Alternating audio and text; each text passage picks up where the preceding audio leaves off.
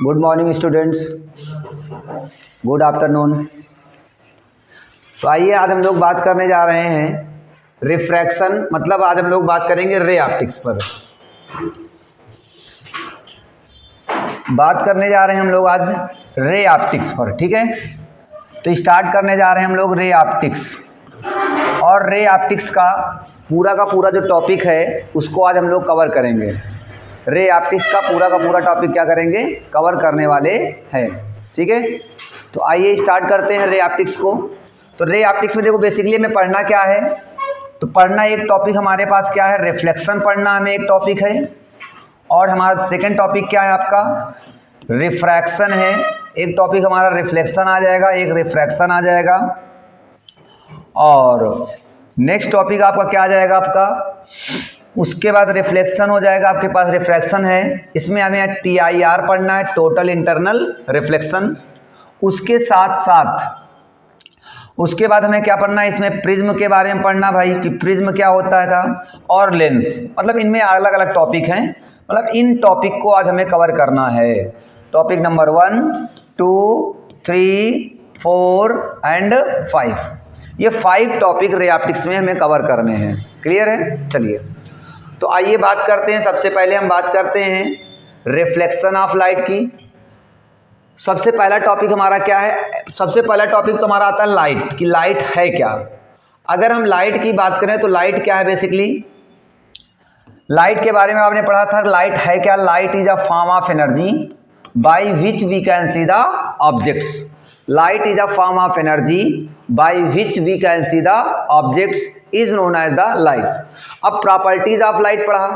Property of light में आपने क्या पढ़ा, कि light travel in the straight path, the speed of the light in the vacuum 3 × 10⁸ metre पर सेकेंड, 3 × 10⁸ मीटर पर सेकेंड। तो ये सारी प्रॉपर्टी आप लोगों ने पढ़ी थी। और लाइट क्या हमारी एक इलेक्ट्रोमैग्नेटिक वेव है। Light is an electromagnetic wave. या फिर हम लोगों ने पढ़ा कि लाइट से क्या होता है, रिफ्लेक्शन आपने देखा, लाइट का रिफ्लेक्शन देखा, लाइट का रिफ्रैक्शन देखा। तो ये सारे फिनोमेना लाइट के हो सकते हैं। लाइट से रिफ्लेक्शन भी हो सकता है, रिफ्रैक्शन हो सकता है, इंटरफेरेंस, वाईडीएसई, डिफ्रैक्शन, पोलराइजेशन, ये सारी चीज़ें वेव ऑप्टिक्स में आप भी पढ़ने वाले हैं, है ना। तो आइए बात करते हैं हम लोग बेटा कि एक्चुअली है क्या हमारे पास। रिफ्लेक्शन की अगर मैं बात करूं तो रिफ्लेक्शन है क्या, रिफ्लेक्शन की बात करते हैं। तो हमने देखा कि रिफ्लेक्शन क्या है, कि अगर मान लो बेटा हमारे पास ये कोई स्मूथ या प्लेन सरफेस है, ये हमारे पास एक कोई स्मूथ या प्लेन सरफेस है,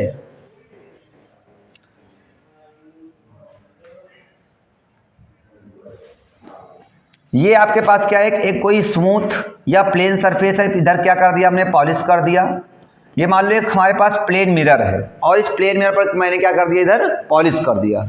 और पॉलिश करने पर एक यहाँ पर क्या आई, कोई एक लाइट रे आई, और इस लाइट रे को हम लोग क्या बोलते हैं, तो इसे बोलते हैं इंसिडेंट रे बोलते हैं। इसे हम आप इंसिडेंट रे बोलेंगे। और यहाँ पर सरफेस पर हमने क्या ड्रा कर लिया, एक नॉर्मल ड्रा कर लिया।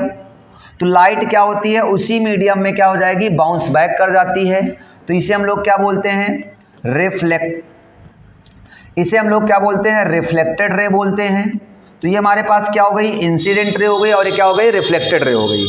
तो आप बात करें रिफ्लेक्शन ऑफ लाइट क्या है, when the light incident on the plane और smooth surface it bounce back in the that medium. उसी मीडियम में क्या कर गई, देखो ये बाउंस बैक कर गई। तो इसे हम लोग क्या बोलते हैं, रिफ्लेक्शन ऑफ लाइट बोलते हैं। अब रिफ्लेक्शन ऑफ लाइट बोलते हैं क्या होता है, reflection is the phenomena of the change in the path of the light without any change in the medium, without change in the medium, returning back to the light in the same medium which it has come after sticking मतलब fall, sticking on the surface is called reflection of light। ठीक है, क्या हो गया हमारे पास, reflection of light हो गया। अब हमारे पास ये क्या, हमारे पास इंसिडेंट रे है, ये हमारे पास इंसिडेंट रे है, और ये क्या हमारे पास है, नॉर्मल। ये बेटा आपके पास इंसिडेंट रे हो गया, और ये क्या हो गया हमारे पास, नॉर्मल हो गया। अब इंसिडेंट रे हो गया और ये क्या हो गया आपके पास, नॉर्मल हो गया।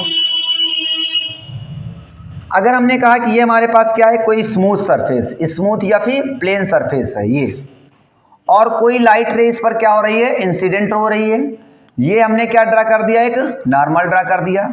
ये हमारे पास क्या हो गई, रिफ्लेक्टेड रे हो गई। ये आपकी क्या हो गई बेटा, रिफ्लेक्टेड रे हो गई।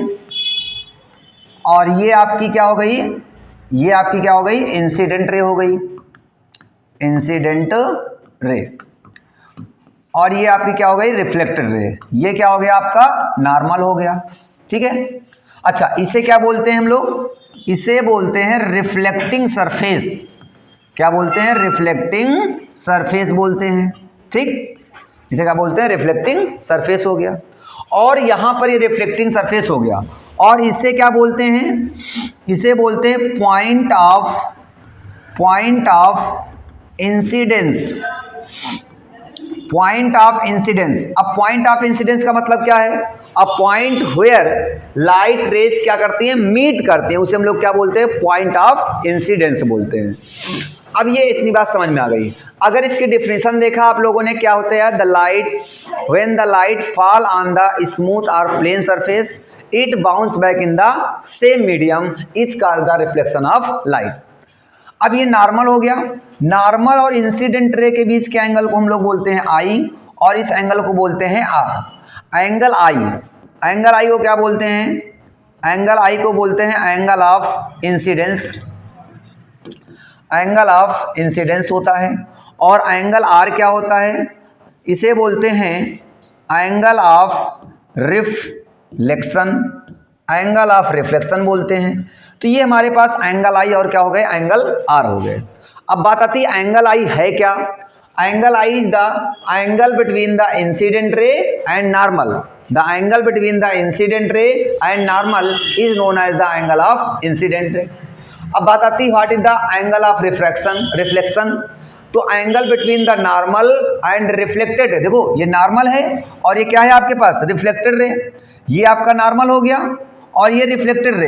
रिफ्लेक्टेड रे एंड नॉर्मल के बीच के एंगल को क्या बोलते हैं, एंगल ऑफ रिफ्लेक्शन बोलते हैं। और ये आपका इंसिडेंट रे है और ये आपका नॉर्मल है, इन दोनों के बीच के एंगल को क्या बोलते हैं, एंगल ऑफ इंसिडेंस बोलते हैं, एंगल आई और एंगल आर। ठीक है, चलो अब इसके बाद आती बात क्या, रूल्स या लॉज इसके रिफ्लेक्शन के क्या होते हैं। तो पहला लॉ देखो, लॉज ऑफ रिफ्लेक्शन की मैं बात करूं, लॉज ऑफ रिफ्लेक्शन। तो लॉज ऑफ रिफ्लेक्शन की बात करते हो तो क्या होते हैं लॉज ऑफ रिफ्लेक्शन। पहला लॉज क्या होता है, देखो मैं लिखूंगा नहीं, समझ लीजिएगा। ये पहली क्या होती है बेटा, आपके पास इंसिडेंट रे है, तो इंसिडेंट रे ये क्या है आपकी रिफ्लेक्टेड रे, और ये क्या है आपका नॉर्मल। तो incident ray, reflected ray and normal lies a same point of incidence, same point of incidence या same plane, lies on a same plane. तो इंसिडेंट रे, रिफ्लेक्टेड रे और नॉर्मल आपको क्या कर रहे हैं, सेम पॉइंट पर इंसिडेंट हो रहे हैं, तो इसे हम लोग क्या बोलते हैं, फर्स्ट लॉ बोलते हैं। क्या होता है फिर से समझ लो, incident ray, reflected ray and normal lies a same plane या same point of incidence is known as the first law. ठीक है। सेकंड लॉ क्या कहता है, एंगल आई इक्वल टू क्या होता है, एंगल आर। सेकंड लॉ क्या कहेगा, angle I is equal to angle r. Angle of incidence जो होता है एंगल ऑफ रिफ्लेक्शन के क्या होता है, इक्वल होता है। यही क्या है हमारा सेकंड लॉ है। ठीक है। अच्छा, इसमें और थोड़ा सा हम आगे बढ़ेंगे तो मान लो हमारे पास रिफ्लेक्शन है, तो रिफ्लेक्शन हमारे पास दो तरीके से होता है। एक को बोलते हैं हम लोग रेगुलर रिफ्लेक्शन, एक होता हमारे पास रेगुलर रिफ्लेक्शन। अभी रेगुलर रिफ्लेक्शन क्या होता है, और एक होता है irregular, irregular reflection, irregular reflection. चलिए देखते हैं रेगुलर रिफ्लेक्शन क्या है। अरे भाई कुछ है नहीं, रेगुलर रिफ्लेक्शन का मतलब क्या है, अगर हमारा सरफेस कैसा है, स्मूथ है, स्मूथ या कहते हैं हम क्या है, प्लेन है। स्मूथ या प्लेन अगर सरफेस है तो उसे हम लोग क्या बोलते हैं, रेगुलर। अगर अब इस पे लाइट इंसिडेंट होगी, ये incident ray, normal, reflected ray सब बना दिया मैंने। अब ये कैसा रिफ्लेक्शन कहलाया, ये कहलाया हमारे पास रेगुलर रिफ्लेक्शन। और अगर हमारा सरफेस कैसा है, रफ सरफेस है, ऐसा कुछ सरफेस है, रफ सरफेस है मान लो, तो रफ सरफेस है तो इसे हम बोलते हैं क्या, इरेगुलर रिफ्लेक्शन। यहां पर भी लाइट आएगी, ऐसे इंसिडेंट हो जाएगी, ये रिफ्लेक्ट, ये इंसिडेंट रे हो गई, ये नॉर्मल हो गया, और ये क्या हो गया, रिफ्लेक्टेड रे हो गई। तो यहां पर भी सेम है, ये भाई एंगल आई होगा और ये एंगल आर होगा, और यहां पर फिर से ये एंगल आई होगा और ये क्या होगा, एंगल आर होगा। तो एंगल आई और एंगल आर क्या होंगे, सब सेम होंगे। तो इस तरीके से रेगुलर रिफ्लेक्शन और क्या होता है, एक इरेगुलर रिफ्लेक्शन होता है। ठीक है, आगे सुनो। अब मान लो हमारे पास ये कोई एक सरफेस है, कैसा सरफेस है पता नहीं कैसा सरफेस है, प्लेन सरफेस मान लो, ठीक है, ये प्लेन सरफेस है। अब इस प्लेन सरफेस पर ये कोई लाइट रेज क्या हो रही है, इंसिडेंट हो रही है, और ये हमारा क्या है, आपका नॉर्मल है। अगर ये नॉर्मल के साथ मान लो 30 डिग्री एंगल बना रही है, तो रिफ्लेक्शन एंगल भी कितना होगा हमारे पास, 30 डिग्री होगा, क्योंकि लॉज ऑफ रिफ्लेक्शन से कहता है एंगल आई किसके इक्वल होगा, एंगल आर के इक्वल होगा। अगर मान लो हमारे पास ये कोई एक स्फेरिकल सरफेस है, यहां पर लाइट इंसिडेंट हो रही है, यहां से जा रही है, ये आपका नॉर्मल हो गया। अगर मान लो बेटा हमारे पास ये 45 है, तो ये भी कितना होगा, 45 होगा, angle i equal to angle r होगा।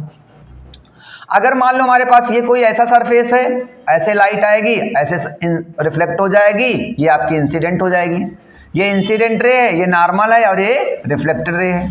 इस एंगल को क्या बोलोगे, आई, और इस एंगल को बोलोगे आर। एंगल आई कितना है, मान लो एंगल आई इक्वल टू क्या होगा, एंगल आर।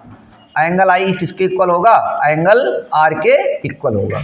इसका मतलब एक बात ये समझ में आई कि जो रिफ्लेक्शन का लॉ है वो किसी भी प्लेन सरफेस के लिए ही नहीं, कि कैसा भी सरफेस हो, वो चाहे स्फेरिकल हो, चाहे कर्व्ड हो, कर्व्ड स्फेरिकल एक ही बात हो गई, चाहे स्फेरिकल हो, चाहे कर्व हो, चाहे प्लेन हो, सभी से रिफ्लेक्शन के लॉज वैलिड होते हैं। ठीक है, चलो ये बात समझ में आ गई। उसके बाद आती है बात हमारे पास इमेज की। इतनी बात क्लियर हो गई। हाँ, एक इसमें क्वेश्चन और पूछा जाता है, जैसे मान लो ये हमारे पास कोई एक सरफेस है, इस सरफेस पर एक कोई लाइट क्या हो रही है, देखो इंसिडेंट हो रही है, ये हमारे पास कैसी रे है, इंसिडेंट लाइट रे है। इस सरफेस पर ये इंसिडेंट लाइट रे कैसी है बेटा, परपेंडिकुलर दिख रही होगी आपको। अगर आप इसमें पूछा जाए कि एंगल आई की वैल्यू क्या होगी और एंगल आर की वैल्यू क्या होगी, एंगल आई की वैल्यू क्या होगी और एंगल आर की वैल्यू क्या होगी, तो समझिएगा जरा। अब यहां पर इस लाइट पर, अच्छा एंगल को बच्चे क्या कहेंगे, एंगल आई की वैल्यू 90 डिग्री, नहीं दिख रहा होगा सही 90 डिग्री, नहीं भाई, होता क्या है ये एंगल, एंगल होता क्या है, तो एंगल क्या होता है, एंगल ऑफ इंसिडेंस क्या होता है, angle between the incident ray and normal. Definition से आ जाओ जरा, angle between the incident ray and normal, and we know that normal is always perpendicular to the surface, normal is always perpendicular to the surface। अब इसी पर normal भी इसी पर क्या है, परपेंडिकुलर है। जब नॉर्मल भी इसी पर परपेंडिकुलर है, मतलब ऐसा ही है, ये भी नॉर्मल है, तो बताओ दोनों एक दूसरे के कैसे हो गए, पैरेलल हो गए। और पैरेलल में एंगल कितना बनता है, 0 डिग्री। तो बताइए एंगल आई की वैल्यू कितनी होगी, 0, और एंगल आर की भी वैल्यू कितनी होगी, 0। चाहे एंगल आई की बात करें और चाहे एंगल आर की वैल्यू क्या बात करें, 0 होगी। मतलब जैसे आई वैसे ही क्या हो जाएगी, वो रिफ्लेक्ट हो जाएगी। मतलब जैसे ये इंसिडेंट हुई वैसे ही क्या हो जाएगी, रिफ्लेक्ट हो जाएगी। तो ये क्या हो जाएगा, इसका रिफ्लेक्शन हो जाएगा। ठीक है, चलिए नेक्स्ट टॉपिक हमारा क्या आता है। नेक्स्ट टॉपिक की अगर हम बात करें तो नेक्स्ट टॉपिक हमारे पास क्या है, हाँ नेक्स्ट टॉपिक की बात करें तो हमारे पास क्या है, इमेज। अब हम बात करते हैं कि इमेज क्या है। इमेज की अगर हम बात करें तो इमेज होती क्या है भाई, इमेज का मतलब क्या है, when two or more than two light rays, a light rays emerging from a point after reflection meet or appear to meet a point is a image of a first point is our object। मतलब अगर मान लो कि ये हमारे पास कोई एक source है, ये सोर्स है, इस सोर्स से लाइट रेज निकली और लाइट रेज निकलने के बाद जिस पॉइंट पर मीट करती हैं आफ्टर रिफ्लेक्शन, उससे पॉइंट पर क्या बनती है जाकर के, एक इमेज बनती है जाकर के। या तो वो इमेज जो होगी, अब बात आती है कि इमेज बनेगी जाकर के, या तो एक्चुअली मीट करती हैं, ये एक्चुअली मीट करेंगी, या फिर एक कंडीशन और होती है क्या, appear to meet. Appear to meet, appear to meet का मतलब क्या है कि सच में नहीं मिल रही, वर्चुअली मिल रही हैं। क्या मिल रही हैं, वर्चुअली मीट कर रही हैं, तो उसे हम लोग क्या बोलते हैं, अपीयर टू मीट। अब बात आती है कि टाइप्स ऑफ इमेज की, तो ध्यान दीजिएगा, ये हमारे पास क्या होती है, टाइप्स ऑफ इमेज। तो दो टाइप से इमेज होती है, एक रियल इमेज होती है और एक क्या होती है, वर्चुअल इमेज। अब ये रियल इमेज क्या होती है, when the light rays meet, when the light rays meet actually, when the light rays meet actually, then the image is formed real image, and when the light rays meet virtually या appear to meet, क्या कह सकते हैं, appear to meet, उसे हम लोग क्या बोलते हैं, जब एक्चुअली मीट करती हैं तो उसे बोलते हैं रियल इमेज, और जब अपीयर टू मीट होती है तो उसे बोलते हैं वर्चुअल इमेज।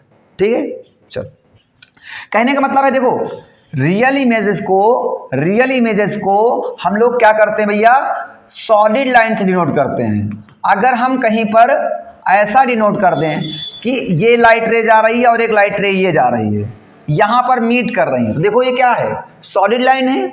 जब सॉलिड लाइन से डिनोट करें तो आप समझ जाएंगे कैसी इमेज बन रही होगी, रियल इमेज बन रही होगी।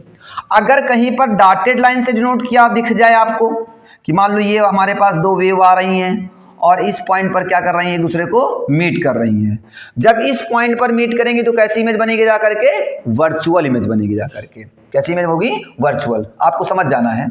और रियल सॉलिड लाइन से डिनोट करेंगे दूसरी, सारी की सारी जो रियल इमेज होती हैं वो कैसी होती हैं, इन्वर्टेड होती हैं।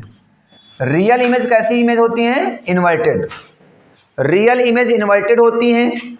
और तीसरी बात, रियल इमेज को हमेशा कहां पर होती हैं, in front of the mirror. कहां पर मिलेंगी, in front of mirror, mirror के इन फ्रंट मिलेंगी, मतलब वर्चुअली पीछे की ओर नहीं मिलेंगी, कहां मिलेंगी, इन फ्रंट मिलेंगी। और इन्हें हम लोग क्या करते हैं, इन्हें हम डॉटेड लाइन से डिनोट करते हैं। ये समझाया भी डॉटेड लाइन का मतलब क्या हुआ। और सारी की सारी वर्चुअल जो इमेजेस होती हैं वो कैसी होती हैं, इरेक्ट। इरेक्ट मतलब क्या होता है, सीधा। इन्वर्टेड मतलब क्या होता है, उल्टा ना। तो ये हमेशा कैसी होती हैं, रियल इमेज कैसी होती हैं, उल्टी, और ये कैसी होती हैं, सीधी इमेजेस होती हैं। ठीक है, अच्छा, और ये क्या होती हैं, ये हमेशा बिहाइंड द मिरर होगा, बिहाइंड द मिरर।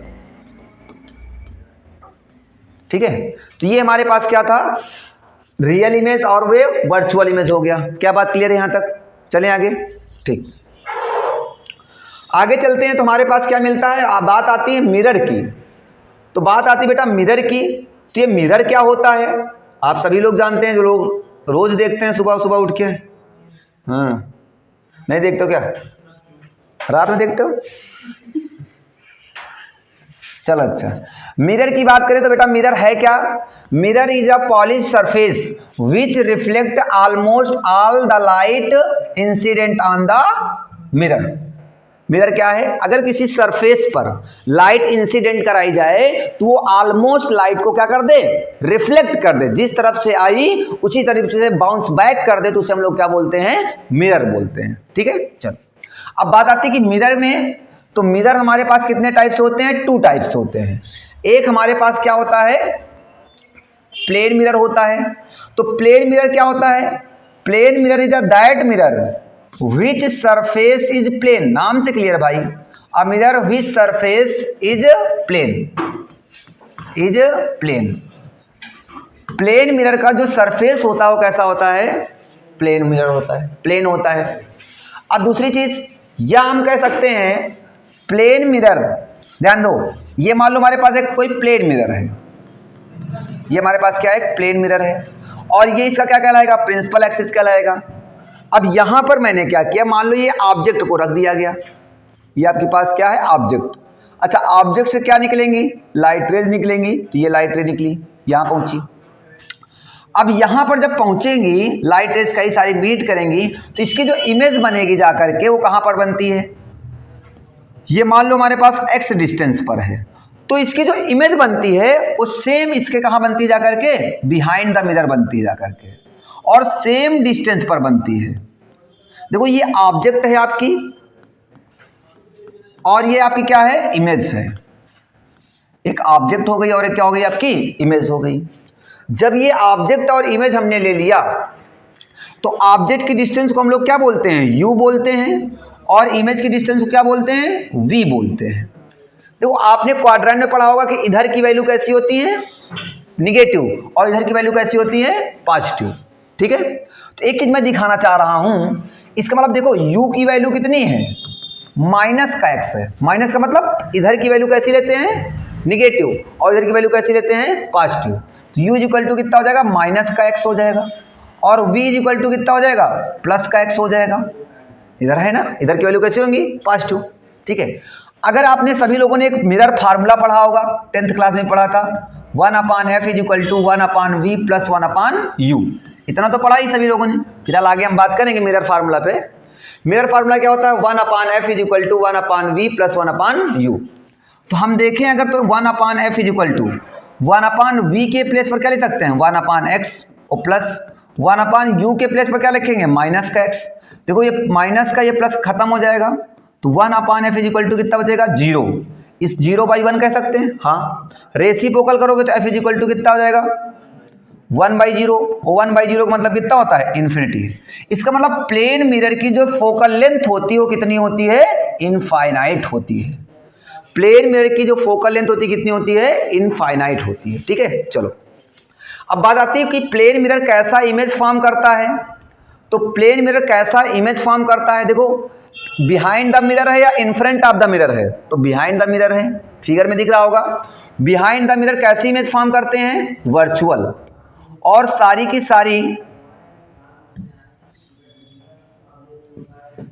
सारी वर्चुअल इमेजेस कैसी इमेज होती हैं, सारी की सारी वर्चुअल इमेज कैसी होती हैं, इरेक्ट। तो इसका मतलब वर्चुअल होगी, इरेक्ट होगी। और देखो जितनी लार्ज आपके पास ऑब्जेक्ट थी उतना ही लार्ज क्या बन रही है आपको, देखो ये इमेज बन रही है। तो क्या होगा भैया, सेम साइज की बनाती है, सेम साइज की बनाती है। तो ये हमारे पास क्या था, प्लेन मिरर था। प्लेन मिरर क्या होता है, mirror which surface is plane, which surface is plane, या जिसकी फोकल लेंथ कितनी होती है, इनफाइनाइट होती है, उसे हम लोग क्या बोलते हैं, प्लेन मिरर बोलते हैं। ठीक है, चलें आगे। उसके बाद आता है हमारे पास क्या, स्फेरिकल मिरर। नेक्स्ट टॉपिक हमारा क्या आता है, स्फेरिकल मिरर।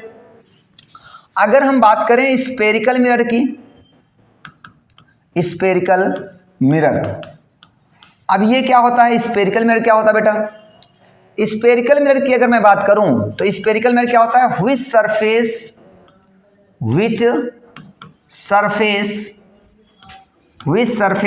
इज कर्व्ड हो, या फिर क्या बोल सकते हैं इसे, स्फेरिकल ही बोल सकते हैं। कर्व्ड बोल लो या फिर क्या बोल लो, स्फेरिकल बोल लो। A mirror which surface is a spherical या कर्व्ड। ठीक है, अब स्फेरिकल में इमेजिन करो ये क्या है, एक ये क्या रहा होगा आपके पास, हालो स्फेरिकल ग्लास रहा होगा, हालो स्फेरिकल ग्लास रहा होगा। इस ग्लास को आपने यहां से और यहां से, यहां से और यहां से कट कर दिया, तो आपके पास बेटा एक ये पार्ट आ गया और एक पार्ट ये आ गया होगा। तो ये जो मिरर कहलाया, ये क्या है हमारे पास, स्फेरिकल मिरर है। ये क्या है, स्फेरिकल मिरर। और ये भी आपका क्या है, स्फेरिकल मिरर है। अब इन्हीं स्फेरिकल मिरर से हम क्या पढ़ने वाले हैं, कॉन्वेक्स और कॉनकेव पढ़ने वाले हैं। कॉन्वेक्स मिरर और कॉनकेव मिरर के बारे में बात करेंगे। ठीक है, चलो तो देखते हैं। तो ये हमारे पास क्या हो गया, स्फेरिकल मिरर हो गया। तो स्फेरिकल मिरर की डिफिनेशन क्या हो गई, a mirror which surface is spherical is known as the spherical mirror. ठीक है, चलिए अब आगे बात करते हैं। तो टाइप्स ऑफ स्फेरिकल मिरर की बात करते हैं। टाइप्स ऑफ स्फेरिकल मिरर, देखो ये टॉपिक आपने क्लास 10 में भी पढ़ा था ना, स्फेरिकल मिरर। थोड़ा सा इसको हम तेजी के साथ खींच रहे हैं ना, स्फेरिकल मिरर। अब इसके स्फेरिकल मिरर के 2 टाइप्स आपने पढ़े थे। एक आपने पढ़ा होगा कॉनकेव,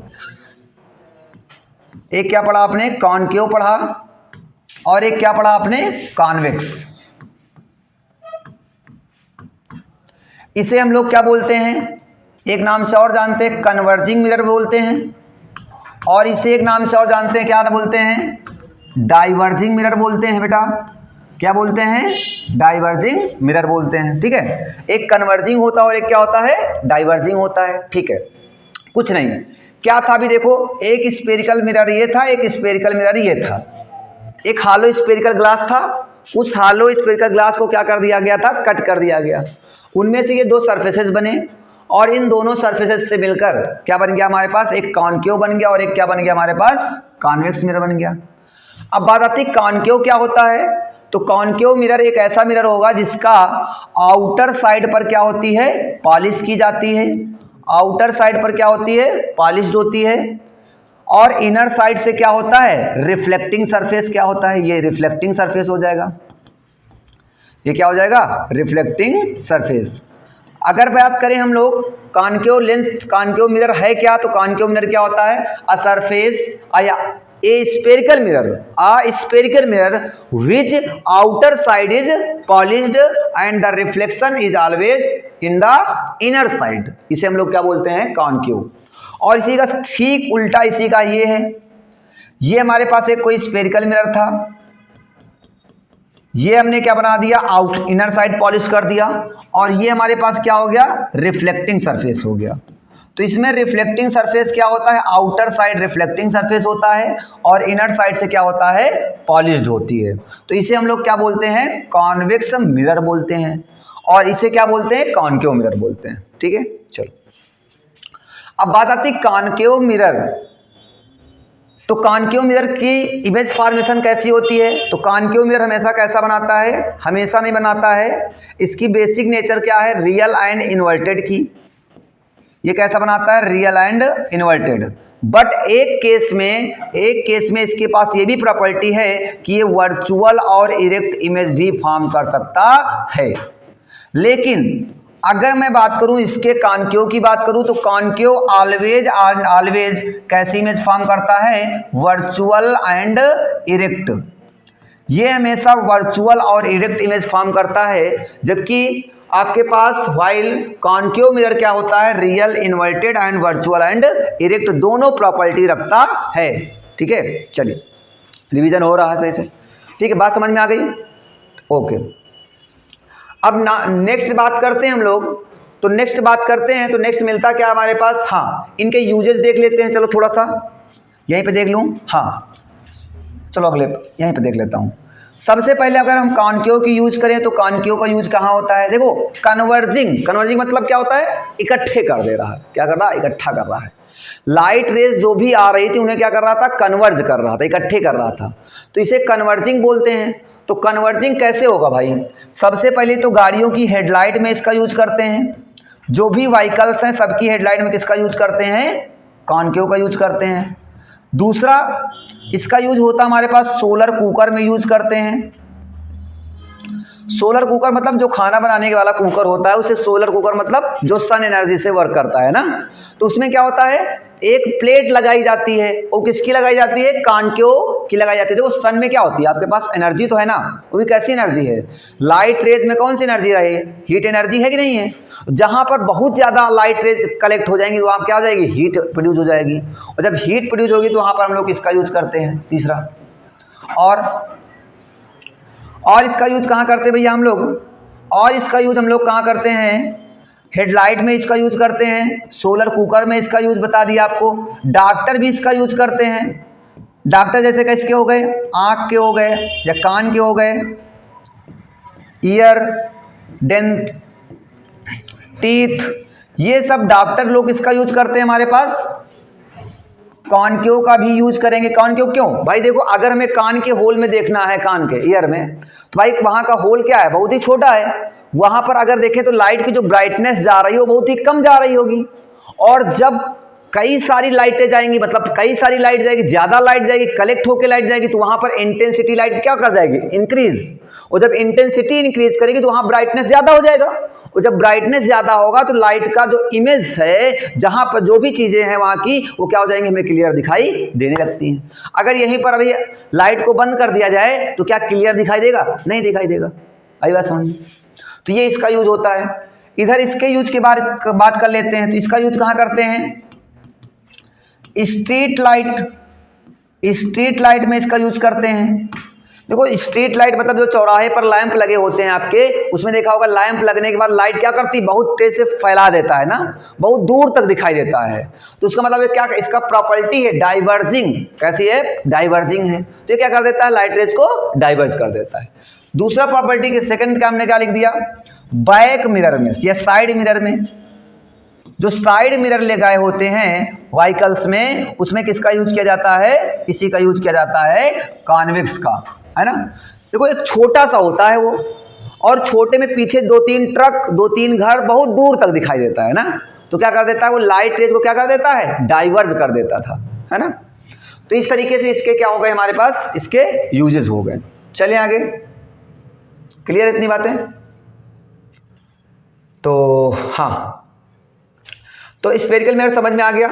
उसके बाद बात आती है लीनियर मैग्निफिकेशन। इसके बाद हम बात करते हैं बेटा लीनियर मैग्निफिकेशन। हाँ, एक चीज टॉपिक छोड़ रहे हैं अभी हम लोग, क्या छोड़ रहे हैं, image formation by the convex and concave mirror. ये 10th क्लास में पढ़ा था आप लोगों ने कि किस तरीके से होता है, कहाँ जाती है, कहाँ आती है, इसको देख लेना, ठीक है। चलो अब ध्यान दो, आगे बात कर रहे हैं हम लोग, तो बात कर रहे हैं लीनियर मैग्निफिकेशन। अभी सभी को पता है लीनियर मैग्निफिकेशन की अगर बात करें तो लीनियर मैग्निफिकेशन को डिनोट करते हैं एम से।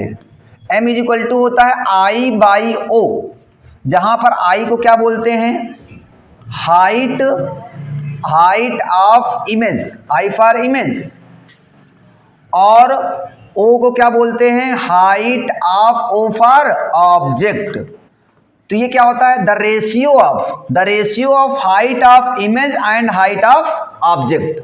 The ratio of the height of image and height of the object is known as the linear magnification. अच्छा सुनो, लीनियर मैग्निफिकेशन का मतलब क्या है, समझो सिंपल बात में। इसका मतलब कोई इमेज कितनी बड़ी दिख रही है या कितनी छोटी दिख रही है, यही क्या है, मैग्निफिकेशन है। इसका मतलब उसके स्मॉल होना और उसका लार्ज होना ही क्या कहलाता है, मैग्निफिकेशन कहलाता है। सिंपल सी बात है, ठीक है। कभी आप देखो लेंस लगाए होगे, देखो कोई छोटी सा अक्षर बड़ा सा दिखने लगता है, तो इसको क्या हो, मैग्निफिकेशन है। उसको मैग्नीफाइड कर दे रहा, बड़ा करके दिखा रहा है या छोटा करके दिखाएगा। तो यहां पे m इज इक्वल टू होता है आई बाई ओ, या m इक्वल टू होता है आई बाई ओ, या फिर होता है माइनस का v बाई क्या हो जाता है u। जहां पर आपको पता है v क्या होती है, v क्या होती है आपकी इमेज डिस्टेंस होती है, ये क्या हो गई आपकी इमेज डिस्टेंस हो गई, और u क्या होता है ऑब्जेक्ट डिस्टेंस होती है, ऑब्जेक्ट डिस्टेंस। और सारी की सारी डिस्टेंस हम लोग कहाँ से मेजर करते हैं, तो पोल से मेजर करते हैं। अगर मैं मिरर की बात करूं तो मिरर में सारी डिस्टेंसेस कहाँ से मेजर की जाती हैं, पोल से मेजर की जाती है ना। वो पोल क्या होता था भाई, किसी भी स्फेरिकल सरफेस का जो मिड पॉइंट होता है वो क्या कहलाता है, पोल कहलाता है। और इस M1 M2 को क्या बोलते हैं, अपर्चर बोलते हैं। यहाँ पर एक सेंटर होता है, तो सेंटर को क्या बोलते हैं, सेंटर ऑफ कर्वेचर बोलते हैं। सेंटर ऑफ कर्वेचर और पोल को मिलाने वाली लाइन क्या कहलाती है, प्रिंसिपल एक्सिस कहलाती है। और इसके डिस्टेंस को क्या बोलते हैं, रेडियस ऑफ कर्वेचर बोलते थे। और यहाँ पर एक मिड पॉइंट होता है, जहाँ पर मिड पॉइंट नहीं कह सकते हैं, वहाँ पर कहीं पर भी हो सकता है। जो पॉइंट होता है उसे हम लोग क्या बोलते हैं, पॉइंट ऑफ या प्रिंसिपल फोकस बोलते हैं। क्या बोलते हैं, प्रिंसिपल फोकस। और प्रिंसिपल फोकस से पोल की डिस्टेंस को क्या बोलते हैं, फोकल लेंथ, स्मॉल एफ से डिनोट करते हैं। तो ये सारी चीज़ें आपने पढ़ा था। चले, तो ये हमारे पास क्या आ जाता है, मैग्निफिकेशन आ जाता है, मैग्निफिकेशन, ठीक है। तो मैग्निफिकेशन क्या होगा, m is equal to I by O, या फिर क्या हो जाएगा v by U, I by O या फिर क्या हो जाएगा v बाई यू। क्लियर है इतनी बातें। चलो आगे चलते हैं। तो अभी तक आप लोगों ने पढ़ाई मैग्निफिकेशन के पास, पहले मिरर फार्मूला की बात कर लें, किया ही जानते हैं मिरर फार्मूला। मिरर फार्मूला क्या होता है? 1/f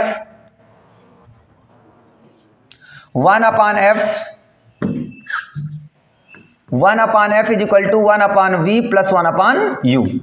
आपकी f क्या है आपकी भैया? फोकल लेंथ है आपकी। क्या है आपकी? ये फोकल लेंथ हो गई। u क्या है आपका? v क्या है आपकी? इमेज डिस्टेंस होती है।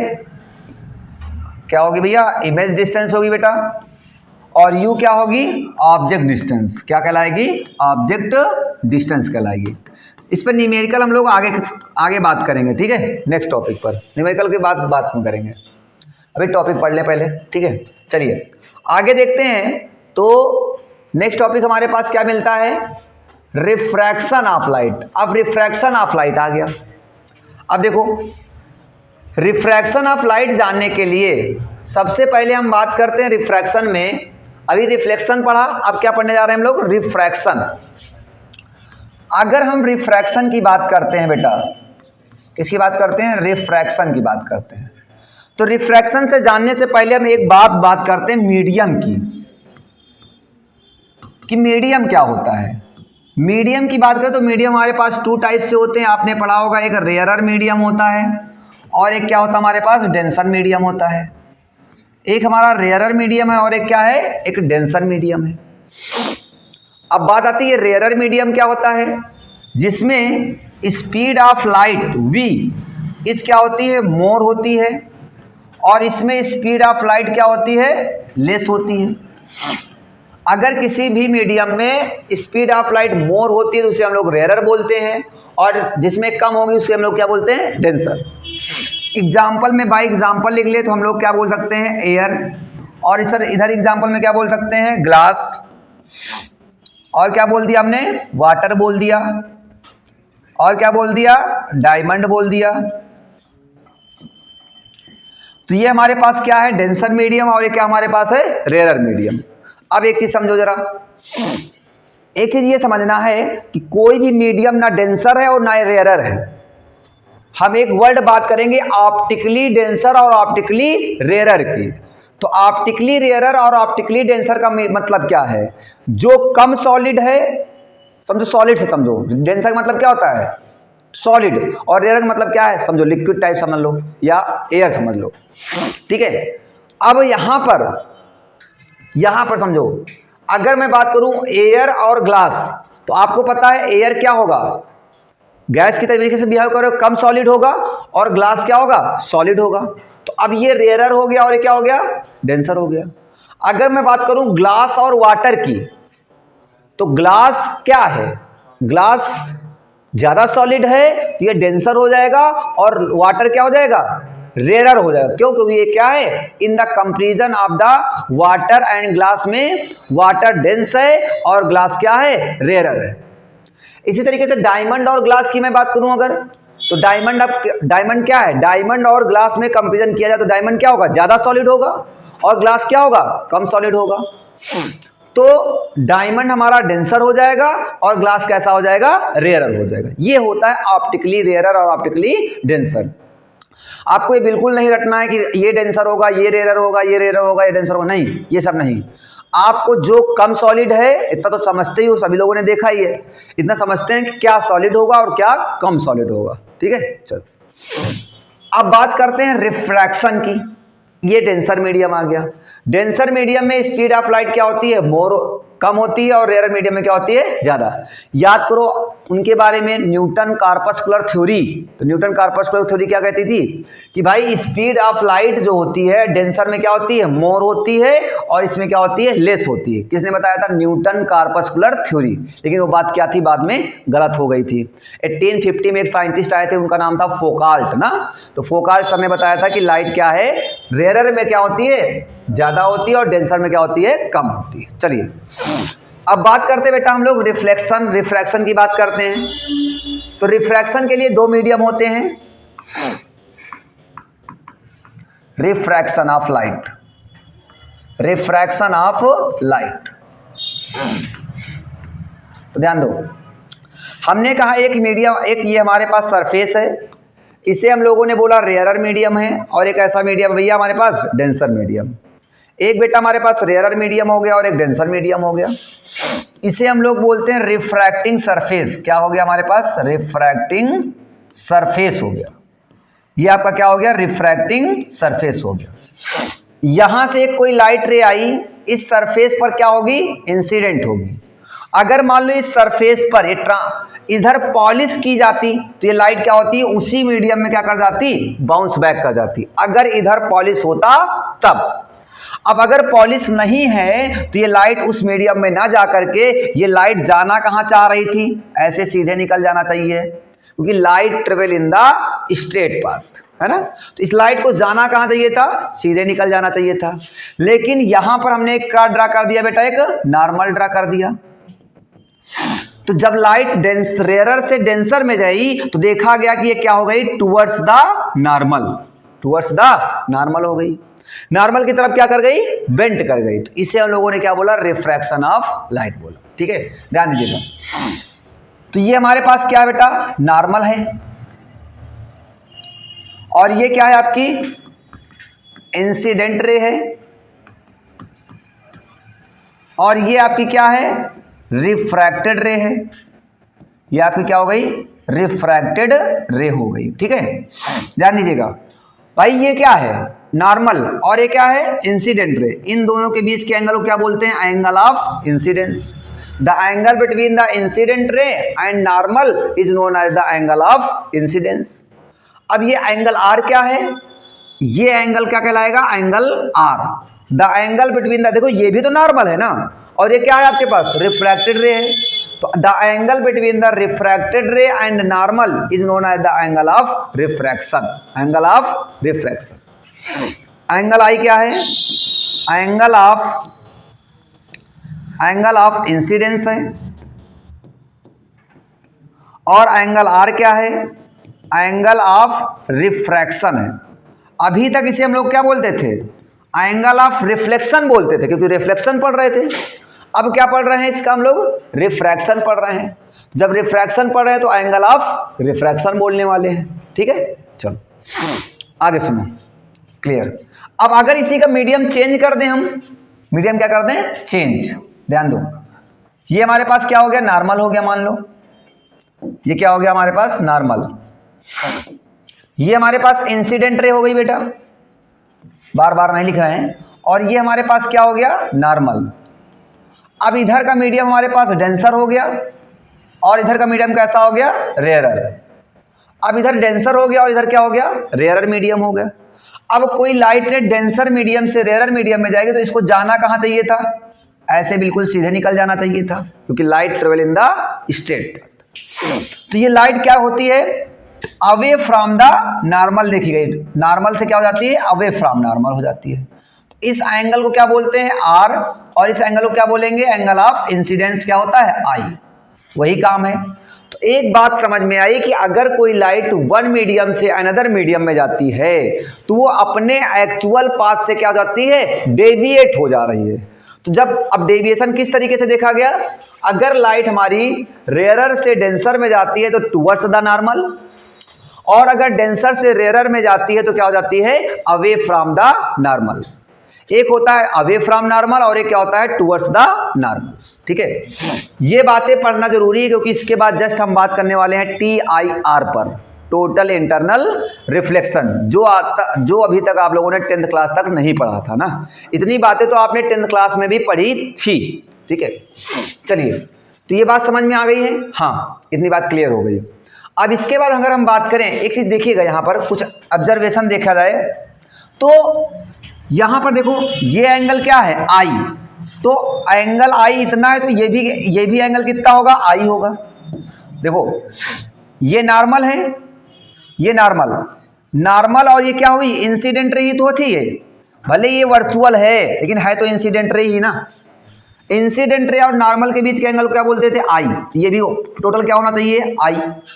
इतना टोटल कितना होना चाहिए? आई। इतना कितना है? आर। तो बताओ इतना कितना बचेगा? ये वाला इतना कितना बचेगा? डेविएशन ही तो है। अरे भाई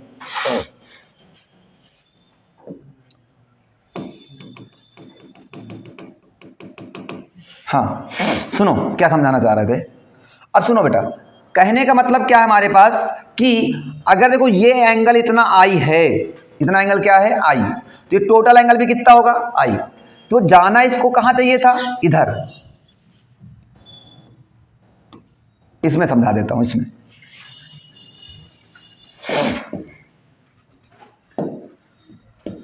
इसमें समझिएगा।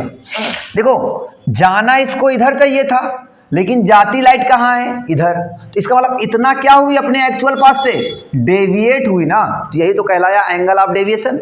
ये क्या कहलाया डेविएशन, तो ये क्या कहलाया आपका एंगल ऑफ डेविएशन कहलाया। जो एंगल ऑफ डेविएशन होगा वो क्या है भाई, कितना है, इतना टोटल कितना है आई, इतना कितना है आई, तो इतना कितना होगा आई होगा, और टोटल कितना है आर, तो बताओ इतना कितना बचेगा आर माइनस का आई, आर माइनस आई बचेगा। भाई टोटल कितना है आर, इतना कितना है आई, तो इतना कितना बचेगा आर माइनस का आई। एक चीज और इसमें समझ में आ रही है कि जो आई होता है वो लेस देन किससे होता है आर, एंगल ऑफ इंसिडेंस जो है वो लेस देन किससे है एंगल ऑफ रिफ्रैक्शन से। दिख रहा है, फिगर में दिख रहा होगा भाई। और दूसरी चीज यहां पर देखो, इतना एंगल कितना है आई, इतना एंगल कितना है आर, तो देखो आई इज ग्रेटर देन आर, दिख रहा है नहीं दिख रहा है। अगर एंगल ऑफ इंसिडेंस जो है वो greater than the angle of refraction है, तो इसका मतलब वो लाइट कहां से कहां पास हो रही होगी, रेयरर से कहां पास हो रही है डेंसर में, और यहां पर जो डेविएशन होगा वो कितना होगा आई माइनस क्या हो जाएगा आर। ये भी बात एक नया ऑब्जर्वेशन निकल आया है? तो इस तरीके से क्या हो सकता है डेविएशन हो जाएगा। दूसरी चीज समझो, पहला इसके लाज की बात करते हैं, लाज ऑफ रिफ्रैक्शन की बात कर लेता हूं। तो पहला ला वही है जो रिफ्लेक्शन में सीखा, इंसिडेंट रे, रिफ्लेक्टेड रे, रिफ्लेक्टेड नहीं रिफ्रैक्टेड रे, incident ray, refracted ray and normal lies a same point of incidence, point of incidence, point of incidence. तो तीनों पॉइंट कहां पर है सेम है, तो ये क्या हो गया फर्स्ट लॉ हो गया। सेकेंड लॉ क्या कहता है, सेकेंड लॉ कहता है sine I upon sine R is equal to constant, sine I upon sine R is equal to constant, और इस कांस्टेंट को बोलते हैं क्या बोलते हैं, तो बोलते हैं रिफ्रैक्टिव इंडेक्स। क्या बोलते हैं रिफ्रैक्टिव इंडेक्स, इस कांस्टेंट को क्या बोलते हैं रिफ्रैक्टिव इंडेक्स बोलते हैं। बात क्लियर है, चलो चलें आगे। हाँ तो आगे चलते हैं, तुम्हारे पास क्या है देखिएगा, रिफ्लेक्शन रिफ्रैक्शन समझ में आ गया सभी को। तो क्या होता है the phenomena of changing of the path of the light when it medium changes, जब मीडियम चेंज होगा तो पाथ चेंज होगा, is called the reflection of the light. तीसरा लाज ऑफ रिफ्रैक्शन में देखा आपने, the incident ray, the refracted ray and the normal to the refracting surface at the point incidence all point in the same plane. अभी देखा ही था आप लोगों ने, सभी पॉइंट सेम प्लेन पे होते हैं। दूसरा क्या था, the ratio of the sine angle, sine angle मतलब साइन आई, साइन एंगल मतलब क्या साइन आई, अभी पढ़ाया कि नहीं पढ़ाया, साइन एंगल मतलब साइन आई, क्या पढ़ाया sine I upon sine R, sine I upon sine R, sine I upon sine R is equal to क्या है constant, sine angle reflection is a constant है, क्या है भैया ये कांस्टेंट। अब इस कांस्टेंट को हमने बोला n, और n क्या है आपका, n is a refractive index, n को क्या बोलते हैं रिफ्रैक्टिव इंडेक्स, ये हमारा क्या हो गया रिफ्रैक्टिव इंडेक्स हो गया। अब बात है कि रिफ्रैक्टिव इंडेक्स क्या है, रिफ्रैक्टिव इंडेक्स को डिनोट करते हैं हम लोग n से, और इसे ध्यान से देखिएगा sine I upon sine R is equal to क्या पढ़ाया n, और इसे एक नाम से और जानते हैं, क्या जानते हैं स्नेल्स लॉ, स्नेल्स लॉ। तो ये हमारे पास क्या होता है स्नेल्स लॉ भी बोलते हैं इसे, sine I upon sine R is equal to n को क्या बोलते हैं स्नेल्स लॉ बोल देते हैं। ठीक है चलो आगे बात करते हैं रिफ्रैक्टिव इंडेक्स की बात करते हैं। तो रिफ्रैक्टिव इंडेक्स को डिनोट करते हैं बेटा हम लोग एन से। तो refractive index N equal to क्या होता है? तो एन इक्वल टू होता है सी अपान क्या होता है? V. N is equal to क्या होता है? सी अपान क्या होता है? वी। जहां पर सी क्या होती है आपकी? सी को बोलते हैं स्पीड ऑफ लाइट। सी क्या है आपकी? Speed of light in vacuum. Speed of light in the vacuum. और वी क्या है आपकी? Speed of light in medium. यहाँ पर मीडियम में ध्यान दीजिएगा। एक्चुअली ये रिफ्रैक्टिव इंडेक्स क्या है? एन इज इक्वल टू होता है सी अपान वी। थोड़ा पेज ले लेते हैं, पेज पे आते हैं, ध्यान दो। रिफ्रैक्टिव इंडेक्स यहाँ देखते हैं नेक्स्ट पेज पर, ध्यान दो। रिफ्रैक्टिव इंडेक्स, रिफ्रैक्टिव इंडेक्स समझिएगा बेटा क्या है, सारी बातें समझ में आ जाएंगी। एन इक्वल टू क्या होता है? C upon V. क्या होती है? Speed of light, speed of light in vacuum. And V क्या है? Speed of light in medium. Speed of light in the medium. तो हम कह सकते हैं it is the ratio, it is a ratio of the speed of light in the vacuum and speed of light in the medium. Speed of the light in the medium. तो n equal to ये आ गया हमारे पास, ठीक है। हाँ, n equal to ये आ गया। अब यहाँ पे ध्यान दो, n इज इक्वल टू हो गया सी अपान वी। हाँ, एक चीज़ और थोड़ा समझिएगा यहाँ पर। अभी इससे पहले हमने क्या पढ़ाया था? आपको पढ़ाया था हाँ स्नेल्स लॉ। स्नेल्स लॉ क्या होता था? Sine I upon sine R is equal to N. तो sine I upon sine R is equal to N में एक चीज़ समझना लेना थोड़ा सा, यहाँ पे sine I upon sine R is equal to N पढ़ाया था ना। एन को हम लोग क्या बोल सकते हैं बेटा? n2 अपान क्या बोल सकते हैं? n1। n2 अपान n1 का मतलब refractive index of second medium upon refractive index of the first medium. n2 upon n1 का मतलब क्या है? Refractive index of the second medium upon refractive index of the first medium. आपको ऐसे नहीं याद रखना है। अब इसको जब कभी भी हमें स्नेल्स लॉ लगाना होगा तो हम कैसे अप्लाई करेंगे? जाने वाला मीडियम अपान क्या हो जाएगा? आने वाला मीडियम। ऐसे यूज करना है, जाने वाला मीडियम अपान आने वाला मीडियम। जिस मीडियम में लाइट जाती है उसका रिफ्रैक्टिव इंडेक्स अपान जिस मीडियम से लाइट आती है उसका रिफ्रैक्टिव इंडेक्स, ये होता है, ठीक है। तो ये हमारे पास क्या हो गया? Refractive index sine I upon sine I equal to क्या हो गया? जाना अपान क्या हो गया है? आना। क्या बात क्लियर है? चलो, हाँ, तो हम बात कर रहे थे n is equal to C upon V होता है। तो बेटा देखो यहाँ पर n is inversely proportional to क्या होता है? v। इसका मतलब जिस मीडियम में स्पीड ऑफ लाइट ज़्यादा होगी उसका रिफ्रैक्टिव इंडेक्स क्या होगा? कम होगा। बताओ, रेयरर में अगर मैं बात करूँ रेयरर में, तो रेयरर में स्पीड ऑफ लाइट क्या होती है? मोर होती है, तो इसका रिफ्रैक्टिव इंडेक्स क्या होगा? लेस होगा। और जिसमें स्पीड ऑफ लाइट क्या होती है? लेस होती है, उसका रिफ्रैक्टिव इंडेक्स क्या होगा? जब मोर होगा, ज़्यादा होगा, है ना। तो ये चीज़ें जब अगर जिसका v इंक्रीज कर रहा तो n क्या करेगा? डिक्रीज। और v डिक्रीज कर रहा तो n क्या करेगा? इंक्रीज कर रहा होगा, ठीक है। चलो आगे चले। हाँ, तो ये हमारे पास आ गया। अब यहाँ पे मान लो हमारे पास एक मीडियम n1 रहा होगा। n1 इज इक्वल टू क्या हो जाएगा? c upon V. अच्छा ये बताओ भाई, c की वैल्यू हमेशा क्या होती है? फिक्स। 3 × 10⁸ मीटर पर सेकेंड होती नहीं होती है? c की वैल्यू कितनी होगी? 3 × 10⁸ मीटर पर सेकेंड। ये फिक्स हो गया, ठीक। तो n1 इज इक्वल टू क्या हो गया? c अपान v1, इक्वेशन फर्स्ट हो गया। n2 इज इक्वल टू क्या हो जाएगा? c अपान v2, क्योंकि देखो ये तो सेम रहेगा ना, तो दोनों को अगर डिवाइड कर दो तो n2 upon n1 equation second equation by equation first कर दिया, second divide by equation first. तो बताओ क्या बचेगा? v2 c नहीं बचेगा क्या? c अपान v2 अपान c अपान v1। c खत्म हो जाएगा, ये उलट के ऊपर जाएगा तो क्या हो जाएगा? v1 upon v2। तो यहां से एक रिलेशन आ गया क्या? n2 upon n1 equal to V1 अपान क्या आ गया है V2। अच्छा, एक क्वेश्चन और पूछा जाता है कि अगर कोई light one medium to another medium जाती है तो उसका क्या नहीं चेंज होता है, तो फ्रीक्वेंसी नहीं चेंज होती। क्या नहीं चेंज होता भैया, बात समझ में आई।